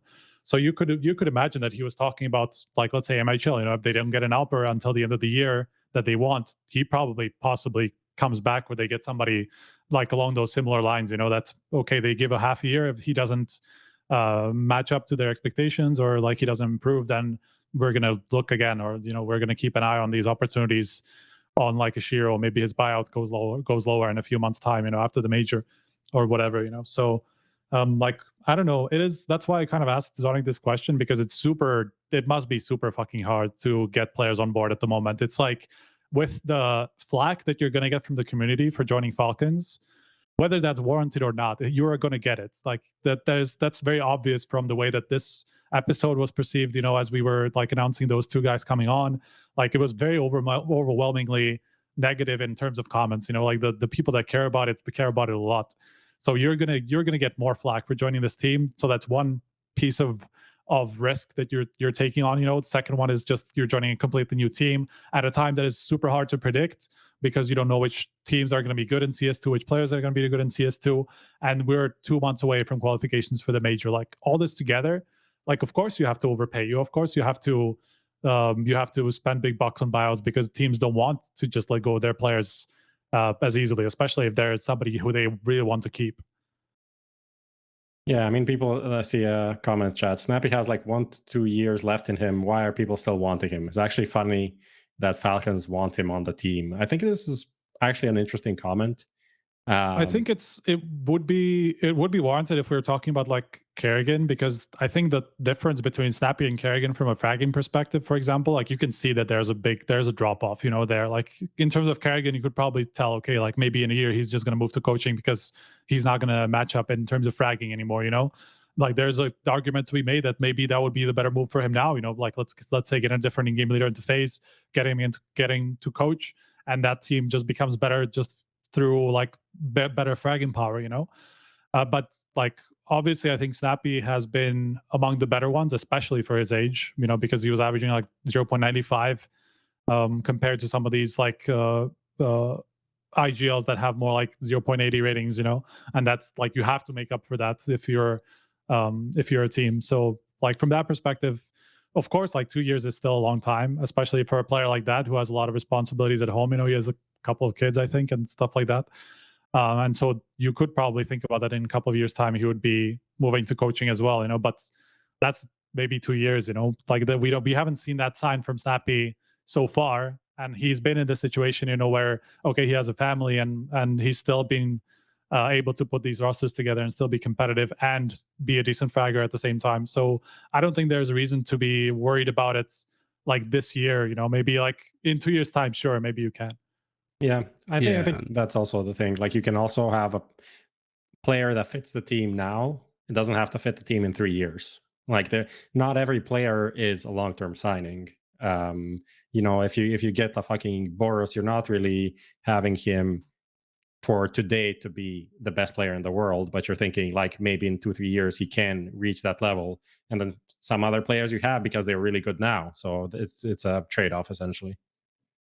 There's also the thing of, I think like when you look at Snappi's age, like it can kind of seem a bit too simplistic in terms of how many years he's got left in the tank, I think, because it's kind of look at what he's capable of and what he's achieved. And I know they've got Dallas and stuff, but I think this is like someone who will still be hungry for a good few years yet to try and get those bigger accolades, because I think he's good enough to. And I think that's the same thing with the NiKo signing as well. Like I think there's still a hunger to NiKo that kind of makes him more appealing to sign, right? Even though he's got all these maps played, like he's also like probably just over his peak in terms of like raw age by average. But I think because he hasn't got that major, like it's something like that kind of makes older players still really appealing. I think these guys aren't, they're not resting on their laurels. Like Snappi might be a similar age to Carrigan, but I think he's got more to achieve left in terms of motivation, and Carrigan's kind of have to motivate himself, whereas Snappi has very, very clear goals to be able to be motivated. I like that. For, I like that angle. Yeah. Yeah. Do you guys want to talk about FaZe, for example? There's a guy spamming the same question. How come zero rumors around remaining FaZe players? Because they have to be sticking together in some way? Question mark. That is the idea that I'm getting from talking behind the scenes, that they're somehow going to stay. I mean, I know that there's been like people talking about like that there's a likelihood for them to split up or be sold as a unit. Somehow, like I'm not 100% confident in this, so I will preface this because there's still a lot of moving parts apparently behind the scenes. But somehow it appears that as if like both teams will be able to stay in some way. I don't know how that's going to happen, because obviously if they stay under the same company, people will keep asking questions. It's going to be a problem for ESL, for Blast. They're both partnered. It would be a very clear conflict of interest, if those two teams were competing alongside each other. And they would be, because they're both competitive enough. It's not like they would be able to avoid each other. So I don't know if like Complexity gets sold off as a brand somewhere, or what happens with what, but that's like the vibe that I'm getting from talking behind the scenes. And that seems to be the vibe even from like the rumors around FaZe. Like all that I'm hearing is, okay, they're looking for a replacement for Twistzz, because Twistzz is on his way to Liquid, and so that's the only thing that they're worried about at the moment. Of course, there's still like the acquisition actually hasn't happened, and so if that somehow falls through and maybe something goes wrong there, it doesn't happen, or in some way, they will have to be sold off or split up or whatever, then that changes, right? But for the moment, their short-term plan is only to replace Twistzz. Yeah, I mean, but isn't that insane if they could stay together and stay together if the acquisition happens, which should come through at it was like point? By the end of the year. Yeah, somewhere in the next month or two, and them staying together, no way they can play the major. No way that's gonna fly. No, Valve is probably not going to allow that again, unless there's some other way that they will fix the situation where they will move them from the same ownership, right? But at the moment, there's no indication of that. I have no idea. Like really, again, like I wanted to preface this saying, I don't know how. I haven't heard an indication of how this will be solved, but in some way, I'm hearing from both camps that like there's like neither are going anywhere, kind of, and I don't understand that. I don't know. Like at the moment, I don't know enough to understand it. Seems sus as fuck, but that just I just want to put it out there that whatever they do, if they don't sell one team to someone else, that's not okay. I don't see how that could be okay. Like Valve will definitely not allow that. Like they will just not allow them to play in the major. Like that's not happening. Yeah, that's the thing. Like we don't know what ESL is going to roll on that, and that's like. That would be bad if they would say that that's okay, but I don't see how they could play a major, and therefore I don't see why that would why would they have these two teams if they can't put one in the major where they can get insane sticker money? Like that is the whole point of having a CS team. And like Mossad said before, which is it's interesting to get some insight from like a team perspective, saying like, yeah, CS is one of the most profitable esports for team owners. So it's and that is because of the major. I mean, it is just because of the majors, nothing else. So I don't see a reason for that. Do you think it's FaZe's forms kind of throwing a wrench in the works though? Because if it is at the end of the year, that's kind of when they have to make the decision, right? And I think, did anyone really expect FaZe to be this could come into CS2. Like we knew that there was going to spark motivation and stuff, but they're on like this unbeaten streak and everything. Yeah, and I think matches, right? a few 12, months, I think now. yeah, like 12-0, I think. And then, but like before Sydney, maybe you would look at it and think, okay, scrap FaZe for parts, keep this, you know, young, profitable team, Complexity that gets the majors through NA, gets the sticker money, and, you know, just tides over. And then FaZe focus on the streaming aspect, and then Complexity could kind of be that NA brand still. Right. But now you kind of got the best CS2 team in the world in your hands, and that kind of previous plan just is maybe unpalatable to the new owners in a way that it wouldn't have been 2 or 3 months ago, right? It's kind of crazy, you know, because I mean, to some level, this was like we were talking about how Robs and Twistzz were like some of the people who have like put really good hours into CS2, and they were the ones talking about like Twistzz was the one talking about like motivation issues, knowing CS2 was around the corner, putting a lot of time into that, blah blah blah. Like we've seen those two like put so much effort in, but it's not like they've improved like dramatically in terms of individual stats. I think Twistzz, if anything, is probably worse than he was. Maybe not like in terms of CS2, but more like recent times. It doesn't seem to me like Twistzz is like significantly better than he was, or that Robs is significantly better than he was. If anything, Rain is the one who's like pulling 1.15 rating like over the last whatever it is, 10 maps that they played in CS2, or even more actually, including Sydney. So that's like where the improvement is coming from, and like he's saying it's because of the peakers advantage, and like there's still maybe not enough data for us to really support that. But it seems like something about the new game is just hitting home for them, and I'm not sure what that is exactly. They've always been this motivation team, right? Like I think I had faith in them for maybe a bit too long, because every time you see them on stage, you see this different team, right? And I think what's really impressive about them, and in CS2, they're showing that same level of kind of like the bullshit phase, but they're doing it in fun, pick on loan online. Like this is something that the old phase probably would never have done, and I think CSC's really awoken them in that way. But I really like the way Rops has kind of changed his play style for CS2. It feels like especially CT side, like they're doing way more pushes. It feels like using Rops as kind of the aggressor in a way that probably don't think of when you think of Rops. Like he's already was fairly aggressive CT, but he's really getting up there now. And I think it's the Rops Brokey duo for me when I watched them that have kind of been really like, they're kind of, it's weird because you think of them as the passive players, but I think the way they're swinging into things now, even if their opening kill attempts are still like, they're not like gone up a crazy amount, but it kind of suits the way that they're playing. Like they're really kind of optimizing the situation. Like we knew Brokey would already, because it's that combat AWPing that still works, right? It's not the long line holding type style. Like even if he's not aggressive early round, like he can still be aggressive in the mid round and late round with these peaks, and it's really suiting him. And I think they're both, I think Rops is 1.24 on CS2 and then Brokey's 1.25. So that's like quite a big jump from where they were before, like small maps, and they've won every map. So it's going to be that big. But if that's sustainable in a way that maybe FaZe didn't look sustainable on CSGO at all, in that way, I don't think, just for the motivation reasons. Yeah. I mean, it's curious, right? That I wonder how much of it is just like because of this mentality of like, you can hear it from every player, you know, he's like, I just need to be the one swinging, you know, like that's just like what you hear from everybody who's talking about CS2 at the moment.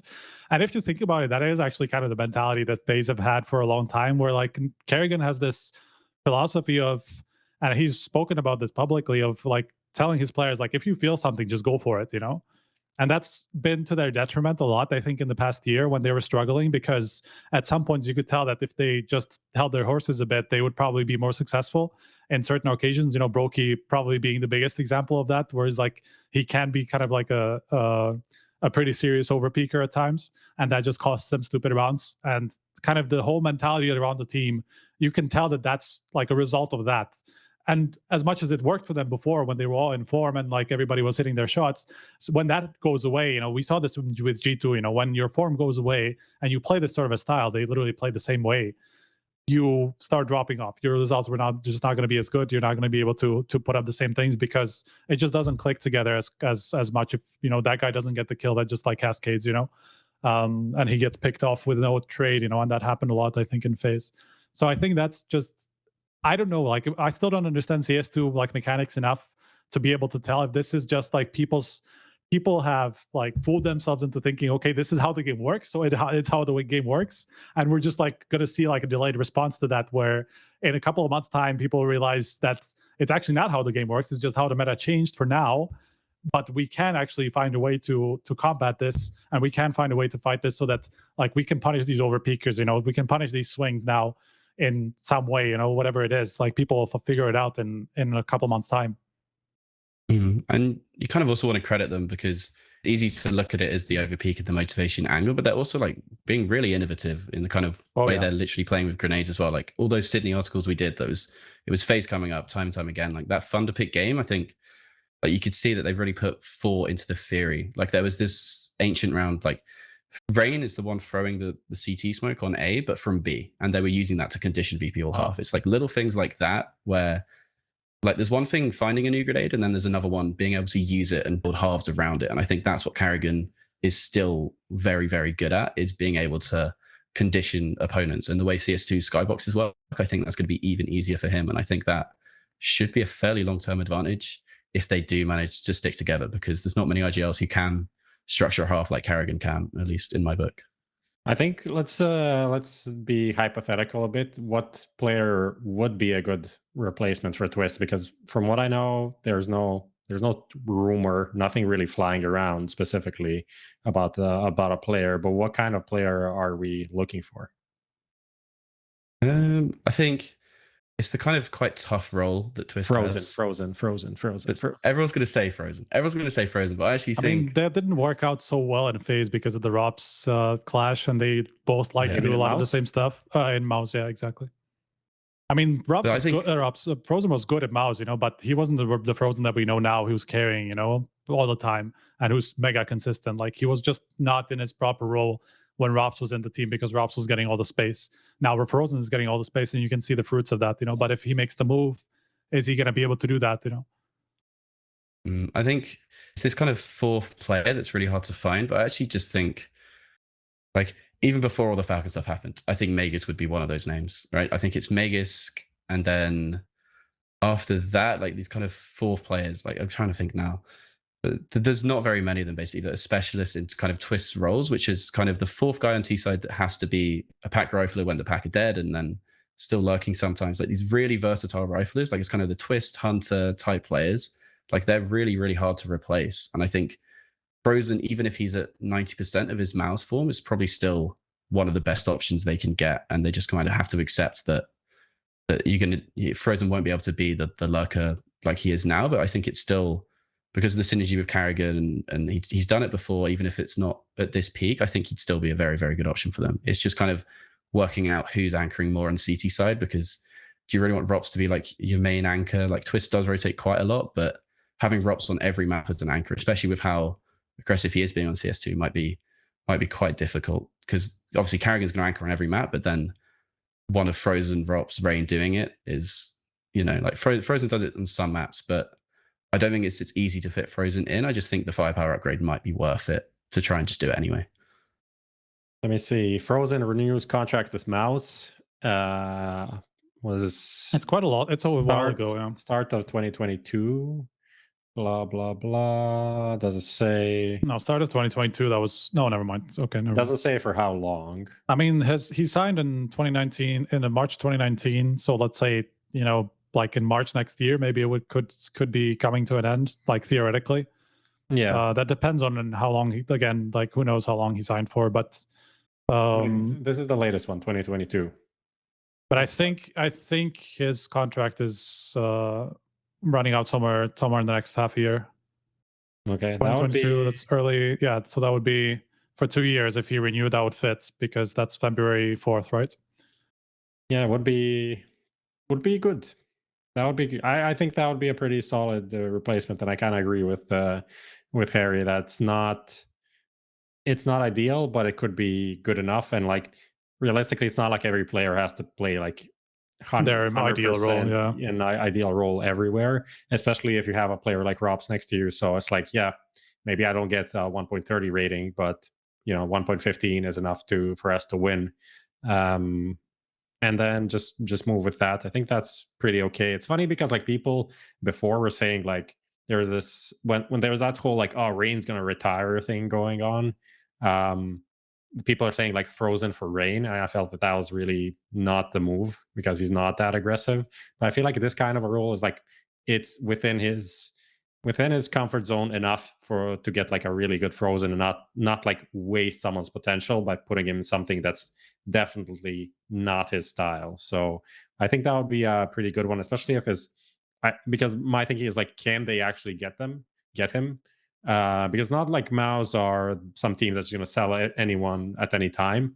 Like they've proven that more or less in the past, even with Robs. Like it took quite a bit of time for him to get out of Mouse and go to FaZe. So I think, yeah, if his contract is going to run out soon, I think that's then the opportunity to just be like, FaZe can just plan it and be like, okay, when you're out, you just walk over to us. And I think that's good for this lineup that doesn't really have any buying power right now. And then if they do decide to go to a new org, they can just like sync that up. I think that's pretty realistic overall. If you were frozen, would you rather be with FaZe or Mouse?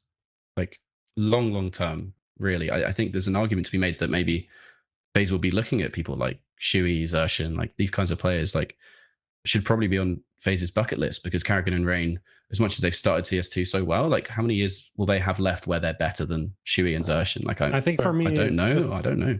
It just depends on the org future, and that's why I think like for today it makes no sense for Frozen to be like, oh, I'm going to FaZe. Like until their situation is sorted and they know what is going on, what kind of investment they'll be getting, and essentially will they have money in 6 months if Rain wants to retire, if Karrigan wants to retire, that they have someone to the power to buy someone out. So it's kind of a thing in the air. I don't think we're going to have any conclusions on that until the end of the year, start of next year. Yeah. What else? The mezii to Vitality, that is pretty much confirmed from everything that we know, coming in for Magisk. Overrated, underrated, a good fit, bad fit. I've heard everything so far. I'm leaning towards good fit. I think kind of versatile player for a versatile player, and a team player for a team player. So in that regard, I think it's good. I think it's gonna be great. Obviously, he's not Magisk. He's nobody's Magisk, man. Nobody's not a major MVP. He's not 4-time major winner, but he is pretty good. Like he's pretty good. I don't know how much they paid for him, but overall, I think this is a pretty good move for Vitality and kind of settles any shakiness about the team. With Xtaz coming in and mezii coming in, I think they're like, yeah, there's no problem with this team now. Yeah, I mean, you're preaching to the Brit bias choir here, but yeah, I think it's like mezii's one of those people in that profile that is really hard to find. And I think, yeah, the only thing that might be a bit lacking is like losing Magisk and zonic. Like think of how much they hype the team up. Like I know it's an intangible thing, but I think it is real for the atmosphere. And now you kind of, because mezii's a quiet guy, right? And Xtaz as well, like compared to zonic, like this is kind of a difference in energy, even if on paper in the server, like they're really, really good 1-for-1 replacements. I think the only thing might be the energy out of game, that when things are going wrong, Magisk is often the guy that kind of fires Vitality up. Like it's the kind of thing I didn't put much stock in. And then when I actually go to events and I'm standing there for social media videos, like in front of the team, and you see Magisk doing it, you kind of start to put more stock in like little intangibles like that. But yeah, on the server, I think mezii has deserved a shot like this for a while, to be honest. And I'm glad he's going to get it in a team like that should be very, very much up there. Yeah, I mean, he's been punching above his weight for long enough, with even maybe not the Cloud9 roster. I think that was doomed from the beginning. But once he joined Fnatic, it was very clear that like he should be on a team that's competing at least, for deep runs. And he hasn't been doing that for a long time. So why are we not talking about EG set to be dropping their CS rosters? Guys, why are we not talking about this? Because who the fuck saw that coming, huh? Oh my god, breaking news. Stop the presses. Change everything. Delete the first half of the show. No one wants to hear about that. Let's just talk about EG and this breaking news. I mean, yeah, from what we know, there's been articles about it coming out. Nothing like confirmed about EG CS specifically, but overall they're like, yeah, they're cutting everything. Everything is being cut down in EG. There's like 5-6 people from the management or whatever that I heard. So it's GG for EG, and realistically, they have done fuck all, and it's just a matter of time before something like this happens. I don't know what the exact why they decided now to do this and not 6 months ago or in the future, but whatever. No one is surprised. It was very much. I mean, if they were exploring options for their Valorant team that literally just won their major or whatever, then obviously things were not good in the org. Like, not some things not working. If you're like only, I mean, not only, but super successful team is being like, yeah, you guys just take a salary cut. That doesn't spell good news. And then compare that to like what they have in CS, then obviously it's just a matter of time. There's just been a lot of layoffs at the organization in the past month or so. Even I think at the beginning of this month, there was a bunch of more people that left, and it just seems like, I don't know, it seems like the organization's pretty much about to die. Which is sad, but yeah, I mean, it is a legacy one, but that's what happens when you overspend and you don't actually do anything with that, right? Yeah. Well, after the next thing, a team that actually is interesting and did something, 9, mynio benched. Actually kind of surprising. I don't know where this came from or what the reason was. But I mean, they were pretty upfront about it, that they just wanted a different direction for the team. Something about his calling style, I guess, didn't suit or just wasn't good enough to be punching further. Obviously we've seen them peak a couple of times, but they never really did anything with that since then. At all the big events they attended since, they've pretty much bombed out pretty quickly. So I mean, makes sense, right? Like, if you want to change something and if you want to keep being competitive, you have to go somewhere, right? Yeah, and they're like they're the mini heroic, right? So if heroic bench the in-game leader, got to do it as well. Like, heroic ball is clearly coming to an end. So it's just a kind of a shame they didn't manage to get snacks free in time, because I think that could have been fun. I don't know if there's many other Polish in-game leaders. Like, I think Norot's been stepping in for them, actually. I don't know if he's going to play long term. I assume not, but the thing I don't know much about, to be honest, but I think it's going to be quite hard to kind of just pluck an in-game leader out of nowhere. Like, Shui's not coming, so I think it's a kind of a team that kind of punched above its weight, to be honest, at the start of the year, and I think they've kind of come back down to earth to kind of where their average probably was supposed to be. And I think they're kind of seeing that as not good enough because they overperformed earlier. I think it's one of those situations, to be honest. Yeah, see Heroic in chat. Why am I always catching strays? Fun social media account overall.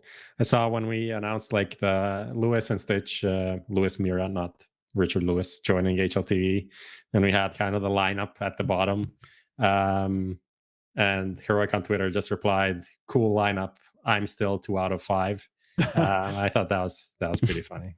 We could loan some people, like Striker 1.30 rating on HLTV. So if you need like a fragger, maybe to replace Stan, we can loan you Striker for like a few tournaments.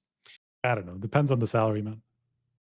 He's already hard, like playing hard. It's like, I'm not joining just to play with like 5-6 time major winner Dupree. I need to make bag. I'm hearing everyone's making bag. This is the start. Tomorrow, Striker plays in another team. Other than that, we have the Boomich announcement that he's officially joined Cloud9. If this happened a month ago, it would be hype as fuck. But first of all, there's all this Falcons news. Second of all, Shiro left the team. And now it's like, oh, yeah, but Boomich is here, guys. It's okay, cool. Very interesting. You just lost like top 3 opper of the last 2 years. And you got your old IGL back, which is nice, but you don't have an opper at all in this team. Yeah. Harry? Go ahead. I mean, my article's aged terribly, but it's just kind of really hard. Like everybody thought to talk about from the outside, right? Because I think it's that leadership group that seems quite hard to crack. The kind of like Nafferty's gone, but then Hobbit takes over as IGL that quickly. Like, the kind of seems like they still wanted to play the same way, and I think Shiro was probably quite a big part of that. From everything that they seem to say, he was kind of part of that group as well. So him stepping down, like, I don't know what could have caused that, because he's not an idiot. He'll know how much his buyout is. Like, where could he go that's better than this team in the near future? Like, unless he has been promised something from someone like Falcons, like I don't really get it at all, because I think he probably, if I was him, I'd just try and stick it out. And if you're getting someone like Boomich as well, like that's another in-game leader that could change things. Like I don't really get why he'd remove himself from this situation, to be honest. I mean, I wonder like, I don't really if see it's the just, logic. I wonder if it's just because, you know, he saw a lot of movement there, like around everybody, and he's just not seeing the future in this team anymore for whatever reason, you know. But I'm guessing that things in Cloud9 have been pretty shit for the past couple of months, considering how badly they took off with those two players, right? It's weird for sure because of the timing as well. But I mean, with all the movement that's happening, I'm not so surprised that it's coming now. Just because, you know, there's like, yeah, of course, if you can get yourself out of there and just get to a Falcons, maybe that's a better team, you know, eventually. But it is weird that like they get Boomich, but then it seems to me like they just got Boomich, and then Chiro decided to leave, and they're like, now they're like in this weird limbo where they don't have an offer. By the way, has anybody actually said that Boomich is calling? No. I asked them about it. I the- asked them about it, and they told me no comment. They told me no comment about who's fucking leading the team. This is great. Why would we have to know that? Why is that relevant to anyone's knowledge? Why would the fans need to know that? Why would Cloud9's fans want to know who the IGL of the team is? Like, I don't see any need for that. So, But he was in game leading at the end of 1-1, right? Like he took over from Nickelback. I'm not making that up. Was he at the Yeah, end? he was leading. He was leading. Okay, so Towards yeah, the 1-1. it's So a like, weird signing if he's not in game leading, isn't it? That's the thing. I mean, maybe I don't know. I don't fucking know what it means that they didn't even want to tell me. Like the team doesn't want. Like it's not even that it's not figured out. They literally told me that the team doesn't want people to know. Like they don't want to comment on it. That's the deal. It's not like there's like weird flux where everybody's leading or whatever. No, they have it in game leader, but they don't want to say who it is, which is crazy to me. I mean, I was following like their cabs like during team timeouts and stuff like that, but it's kind of like classic Cloud9. Like you see Hobbit talking anyway a lot, so it's kind of hard to tell whether he's actually leading or just has some input or whatever like that. I don't know, man. It's just that team is a shit show at the moment. I don't understand it. Yeah, they're going to turn up to the next LAN and have like Axel sit in the middle, just see Reddit go crazy. It's going to be something like that. fun times. What's our? Let me. I lost the bar to change the topics. The next topic: major changes, and then we have Skinionaire. Actually, let's just touch on NRG exploring CS comeback, because I wanted to plug that into the EG talk, but I forgot. I think this is just goes to show that a lot of times there's too much fanfare or crying about like certain orgs or whatever, because it's, you know, it's fluid. When one org dies, another one comes up. It's like the circle of life. You die, you turn into, you know, energy for the vegetables that grow out of the ground. That someone eats those vegetables, grows strong, dies, and continue. Rinse and repeat. Decomposes for the new vegetables. Exactly. And I feel like in NA that happens all the time. It's like, here is complexity, and then complexity went away in 2013, 2014. Then there was no complexity for like 5-6 years, and then complexity is back. And then NRG comes in, they sell out to EG, and now EG is dying. NRG is like, this is our opportunity to come back and get like, of course, none of the players that were actually, when they sold the team from NRG to EG, and I think that was like a big thing. But then they took all of that money and put it into the Overwatch League, so it's not like they made like any better. It was like 3 million. No, somebody said. Yeah, didn't they say that on record or something? I think it was, but also the Overwatch League was like 10 plus, depending on who was buying at what point. So it's not like they profited overall. Right. It was more like they just needed the money for that, I guess. Yeah. So then now they're like, well, let's now the EG guys are gone, so there's going to be some free players to pick up, and there's a bigger chance, especially with Liquid. Liquid's actually back on NA, but if Liquid would be in Europe, then you're playing like the NA qualifiers are. Mars, there's pretty good chances to qualify. So that it's kind of, as I said, just a circle of life. I don't know what they're picking up, but it's continuation of things. What do you think, Harry? Any chances of a good team here? I mean, if they're literally just going to pick up EG, then I don't think it's going to be much different. But there's a few people out there, like Energy have worked with Daps before, maybe build a team around Daps or something. But I think we're kind of assuming NA angle, and I think maybe don't really have to do just NA. Like I think in NA, there's probably like enough talent to maybe get 2 teams to majors. And if Liquid are going to be coming back to America's RMR, that's going to make it much more difficult for them to do that, I think. It might even be easier to just go elsewhere and kind of have that kind of international type team that everyone else seems to have, and the kind of the boring top 30 team that just about makes profit if it's in a few partner leagues or something. But yeah, hopefully they do go the NA angle, I think, because having that org fill in the void of EG. But as a team, like I don't know if it's going to reach much higher than EG can as that kind of like 2.5 America's team. That's that kind of, there's that whole cluster of them, right, with Nouns and people like that are never quite good enough to be able to go to Europe and compete just because of the way NA is structured right now. Like they're not going to get enough reps. They're not going to get enough new talent. And I think NRG coming back is got to be good for the space. But yeah, like I don't see too many options jumping out at them, to be honest. Yeah, I mean, there's like pieces, that you can kind of pick up. Yeah, I mean, there's OC Fang, Breezy, that type of like automatic, whatever. Like some of these names are flying around, I think OC, automatic, maybe Fang. I think those are 3 pretty good pieces. That's a solid score. Yeah, I would say that's so. Yeah. Is it going to be? I was going to say, like, is it? How much better is that than like the kind of tier 2 Brazilian teams? Because that's the main thing. Like, if Energy are coming back, they need to be able to believe that they can make it through the Americas RMR. And is that team going to? I mean, that's a team that could be. Like, that's a team that right? legitimately could. Yeah, like if OC is keeps going on this trajectory, and obviously he's going to be the guy they build around mostly. If that's the team, the sort of team that they're looking for, and it would make perfect sense. If Daps and OC just go from Liquid to Energy and then just build around that. I think that's like, yeah, why not? I don't see why not. Why it wouldn't be able to make a major, At least like they would be in the competition for it, and you could imagine that they're probably not going to be very expensive, considering OC's already benched on Liquid, or pretty much more or less. And then now the EG stuff is happening. Fang is benched. Is he still benched on Complexity? I think he's still contracted.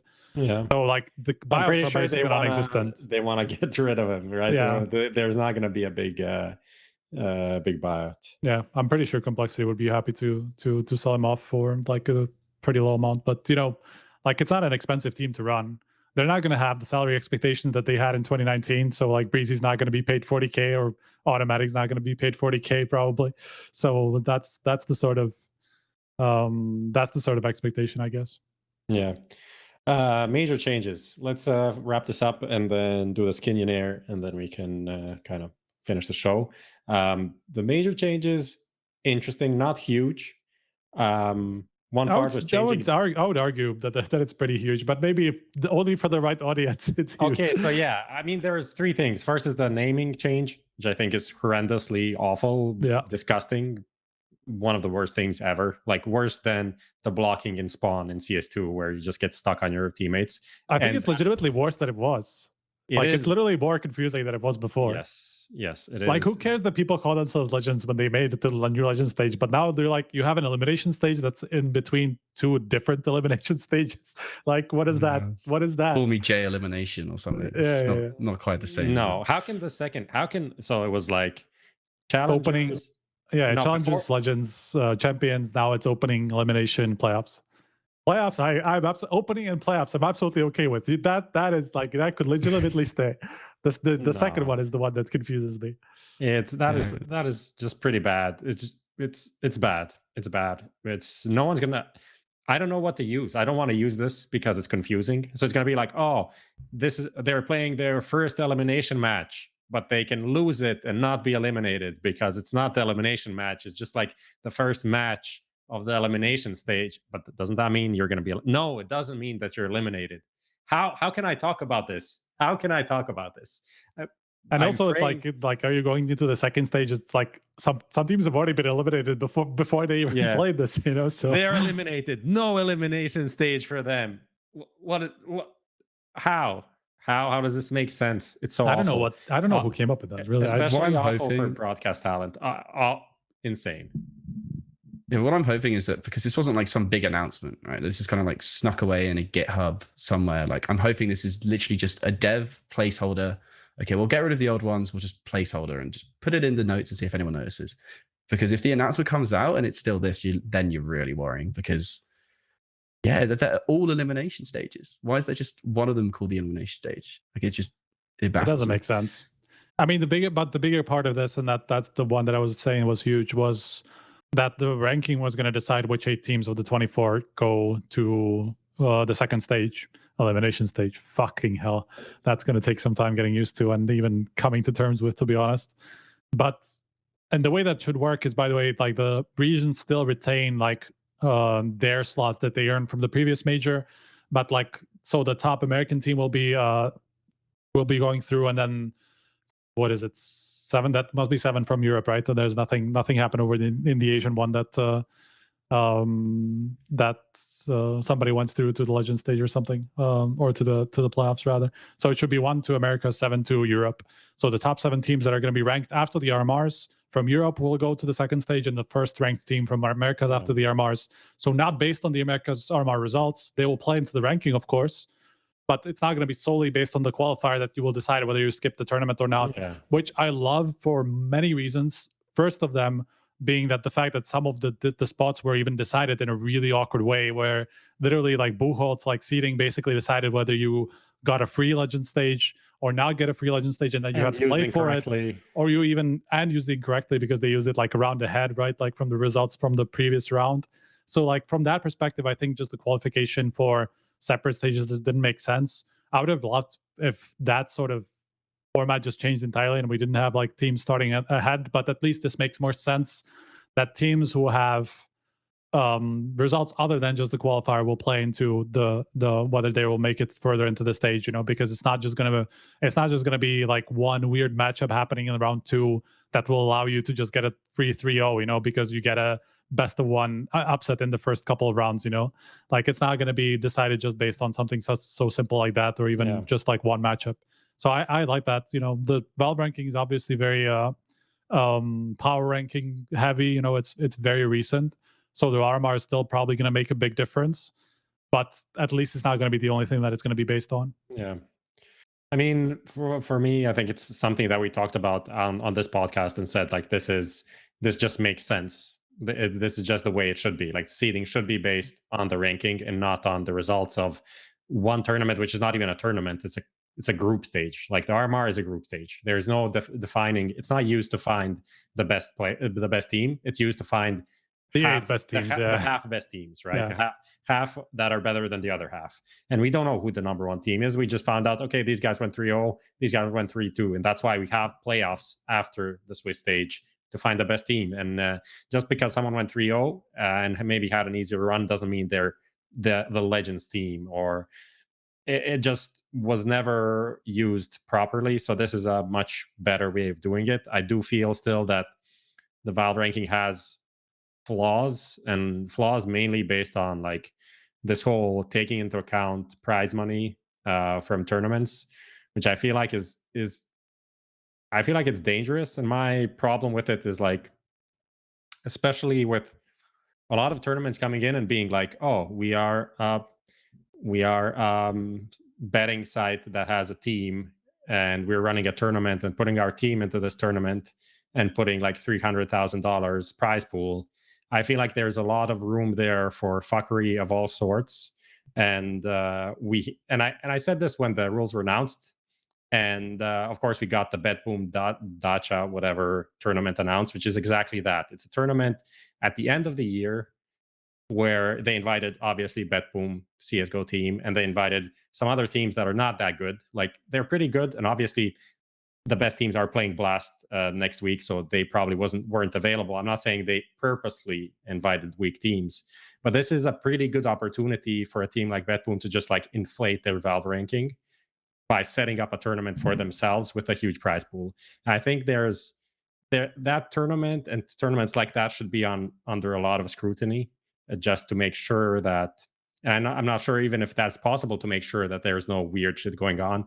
But as a tournament organizer, you have so many ways to making it better for your team. Like starting from the seeding to like, how do you figure out the groups? Maybe you can put a team in your group that is, favorable for this. Maybe you can figure out the format, like veto systems. How do you do the schedule? Are some teams playing like 2 games and like weird timings? Are you fucking up?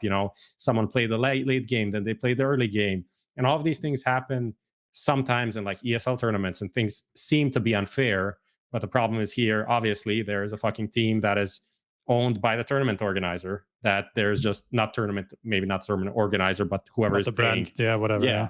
So I feel very uncomfortable about that. I think that's not good. And obviously, people can have the parallel to be like, oh, but there's ESL putting tournaments with ESL partner teams and they can favor them over others. And that is also true, but there's a lot more partner teams. And then it's not the same. They will hold each other accountable. That's also the part of it, that is different. If you're a Blast partner or if you're an ESL partner and you can see the tournament organizer is prioritizing one partner over the other, you can bet your ass that you're going like the others will say something, because they are much more ingrained in the conversations behind the scenes, obviously, and they will keep an eye on whenever they are being treated unfairly compared to other partners and blah blah blah, all this stuff. So there's a lot more accountability there between them. That's like, you don't have to be so afraid that something like this is going to happen. And Valve are so anti-conflict of interest and everything else. Like, I think there's probably quite high potential that even though it's sponsorship and it's not directly like it's the title sponsor of the event and title sponsor of the team or whatever, but I still think if I was them, like, you just want to play it safe. Like, if there's any potential for fuckery, just like don't count the event. Just don't count the event because it's just not worth the risk. Like, if there's even like a potential for conflict of interest, like it's already too big an issue to be deciding like a major spot or something.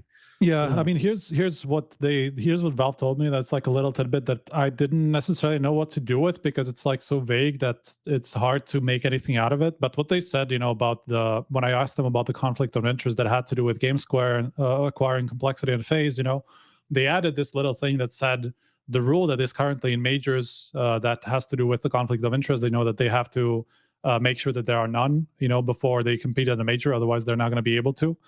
That is going to extend to all ranked tournaments from 2025 when the new Valve rules come in, for fighting off, these franchises and to make the ecosystem more open.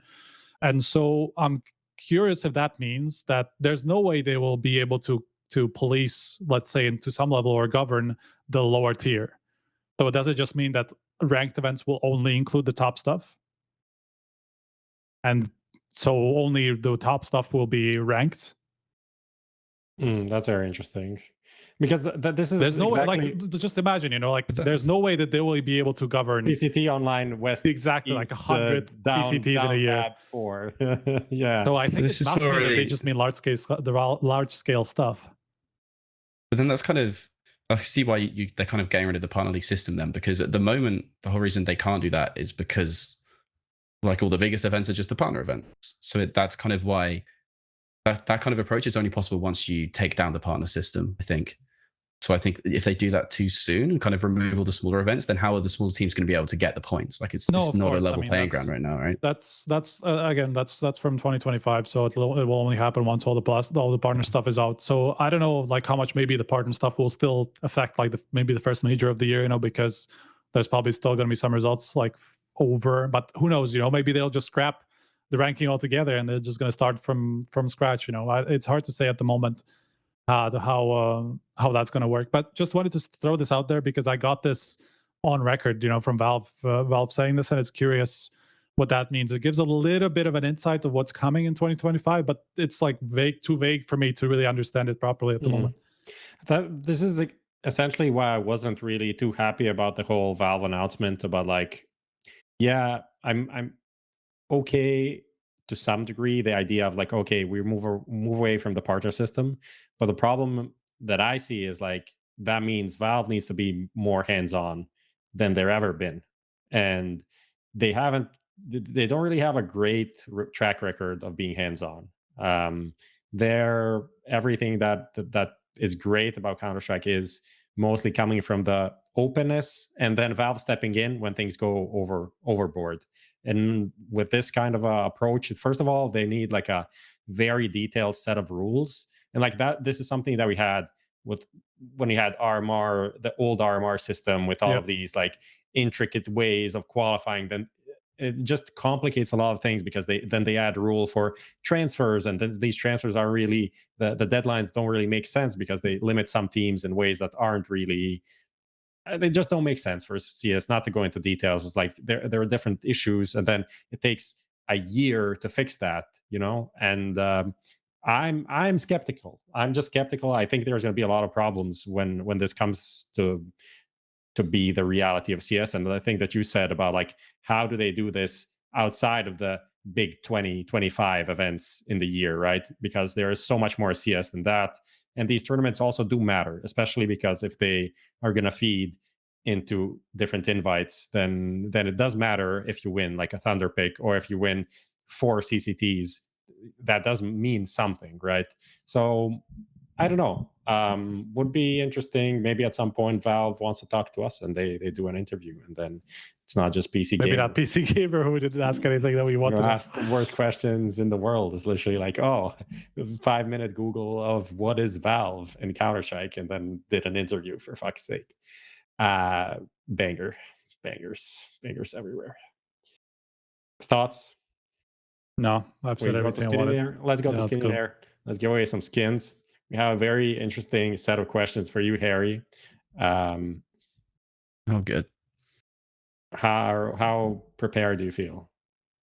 I did okay on the last one. But I think this time you're going to go so hard on me, like even harder than you went last time. Nah.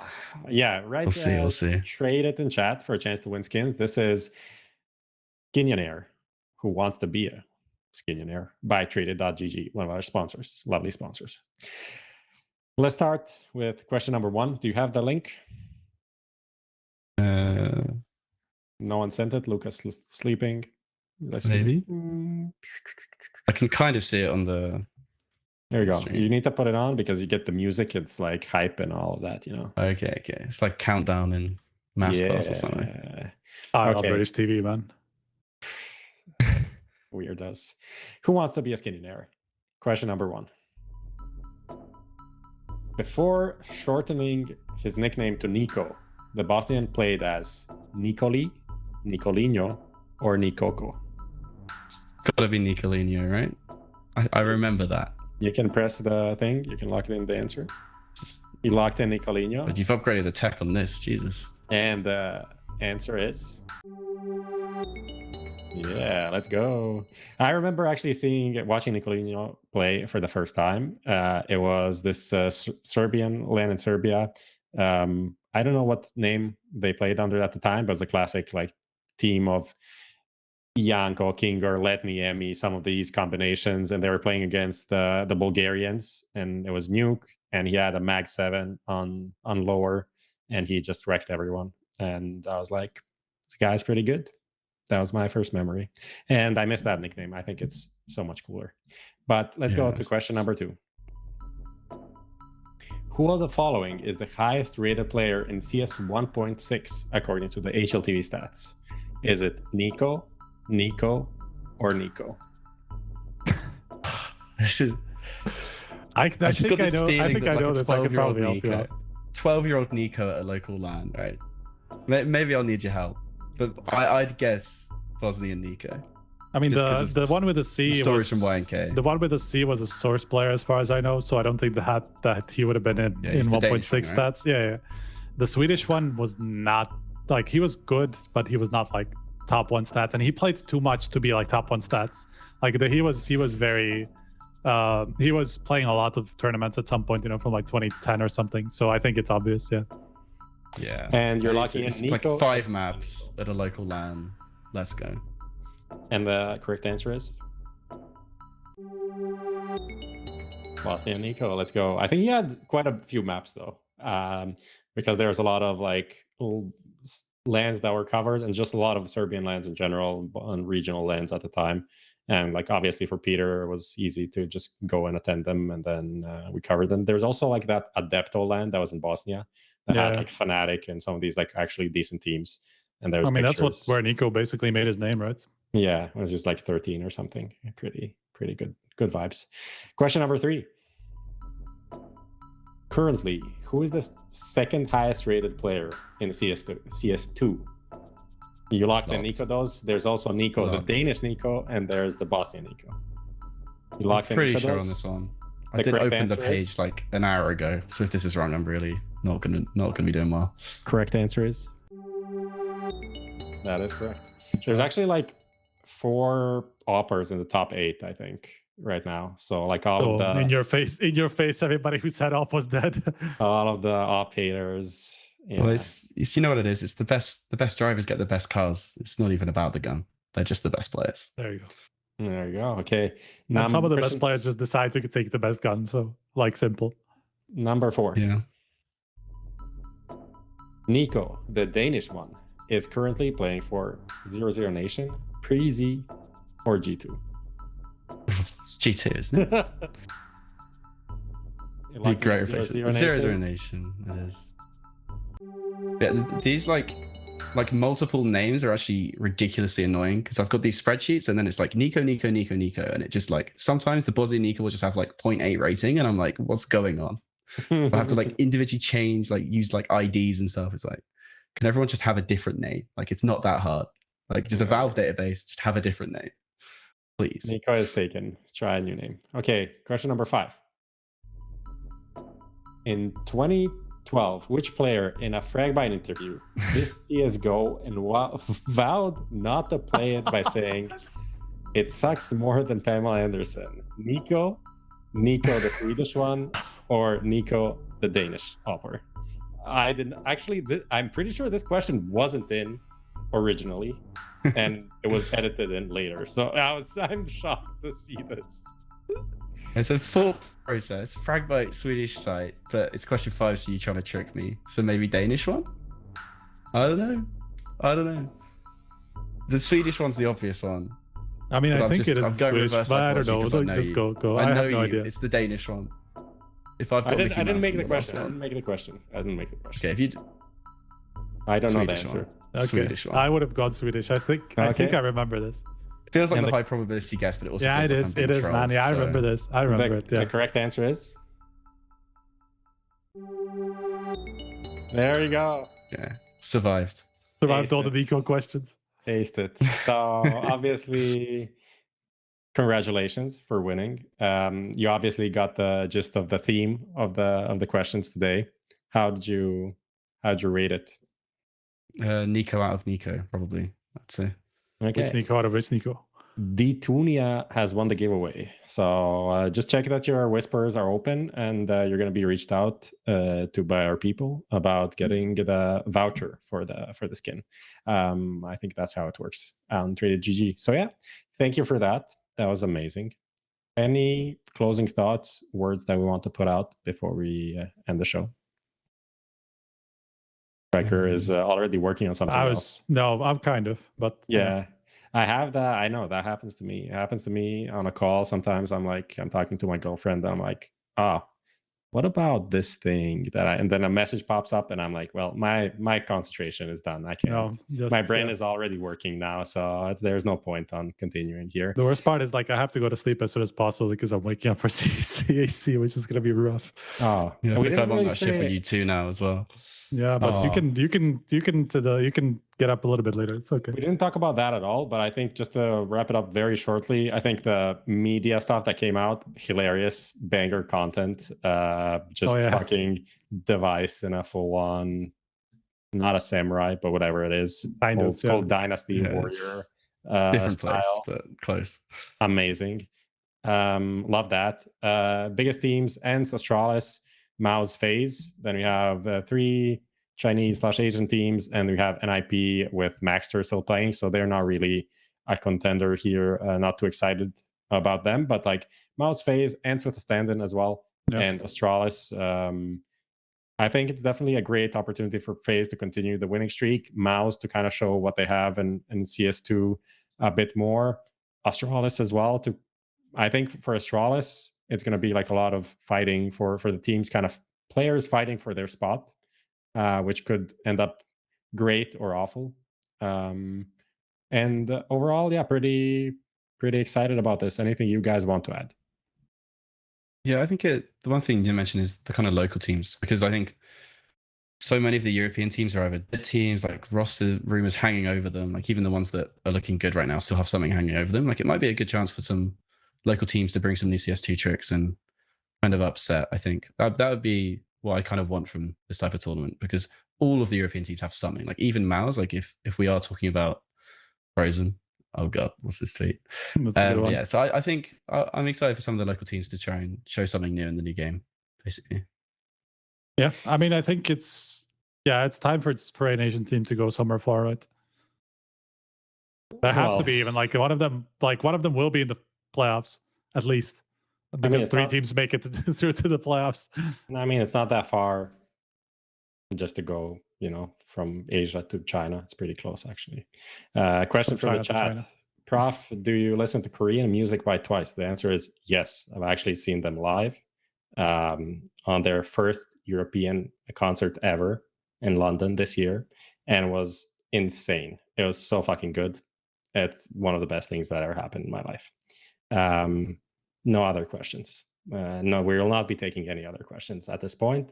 We'll be closing down the show. Once again, thanks to our sponsors, 22Bet, Gamble Responsibly, SteelSeries, amazing headsets. Been playing a bit more CS recently, and then just the ability to go and take a piss while on TeamSpeak and telling everyone on TeamSpeak that you're taking a piss right now. So good. So good. And everyone's like, oh, what are you using? And I'm shilling this so hard to everyone. And of course, TradedGG, thanks for the great skins. Good night. Hope you enjoyed the show, and see you again next week.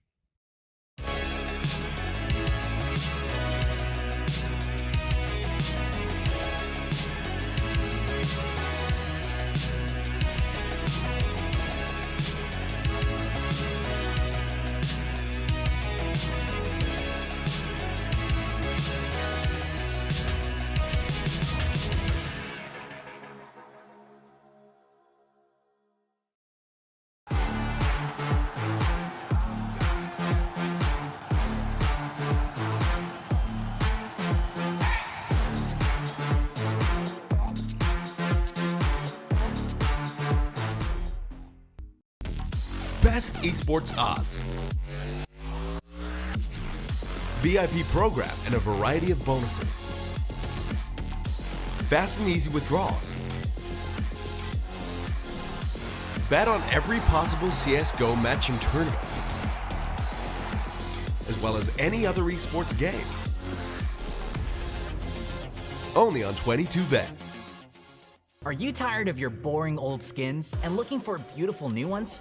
Traded.gg is your place to go for easy and secure trades within seconds. Simply pick and choose whatever item you want to trade from Traded's huge inventory. Verify the trade on Steam, and you're ready. With the lowest fees in the market and a beautiful, easy-to-use UI, Traded also offers you the option to instantly sell your items for cash. We accept a wide variety of payment methods. Traded.gg is the go-to place whenever you want to try out fancy new skins. Start trading today at Traded.gg. It's a good vibe, trend, trend, trend, trend. It's a good vibe, trend, trend, trend, trend. It's a good vibe, trend, trend, trend, trend. Good vibe, trend.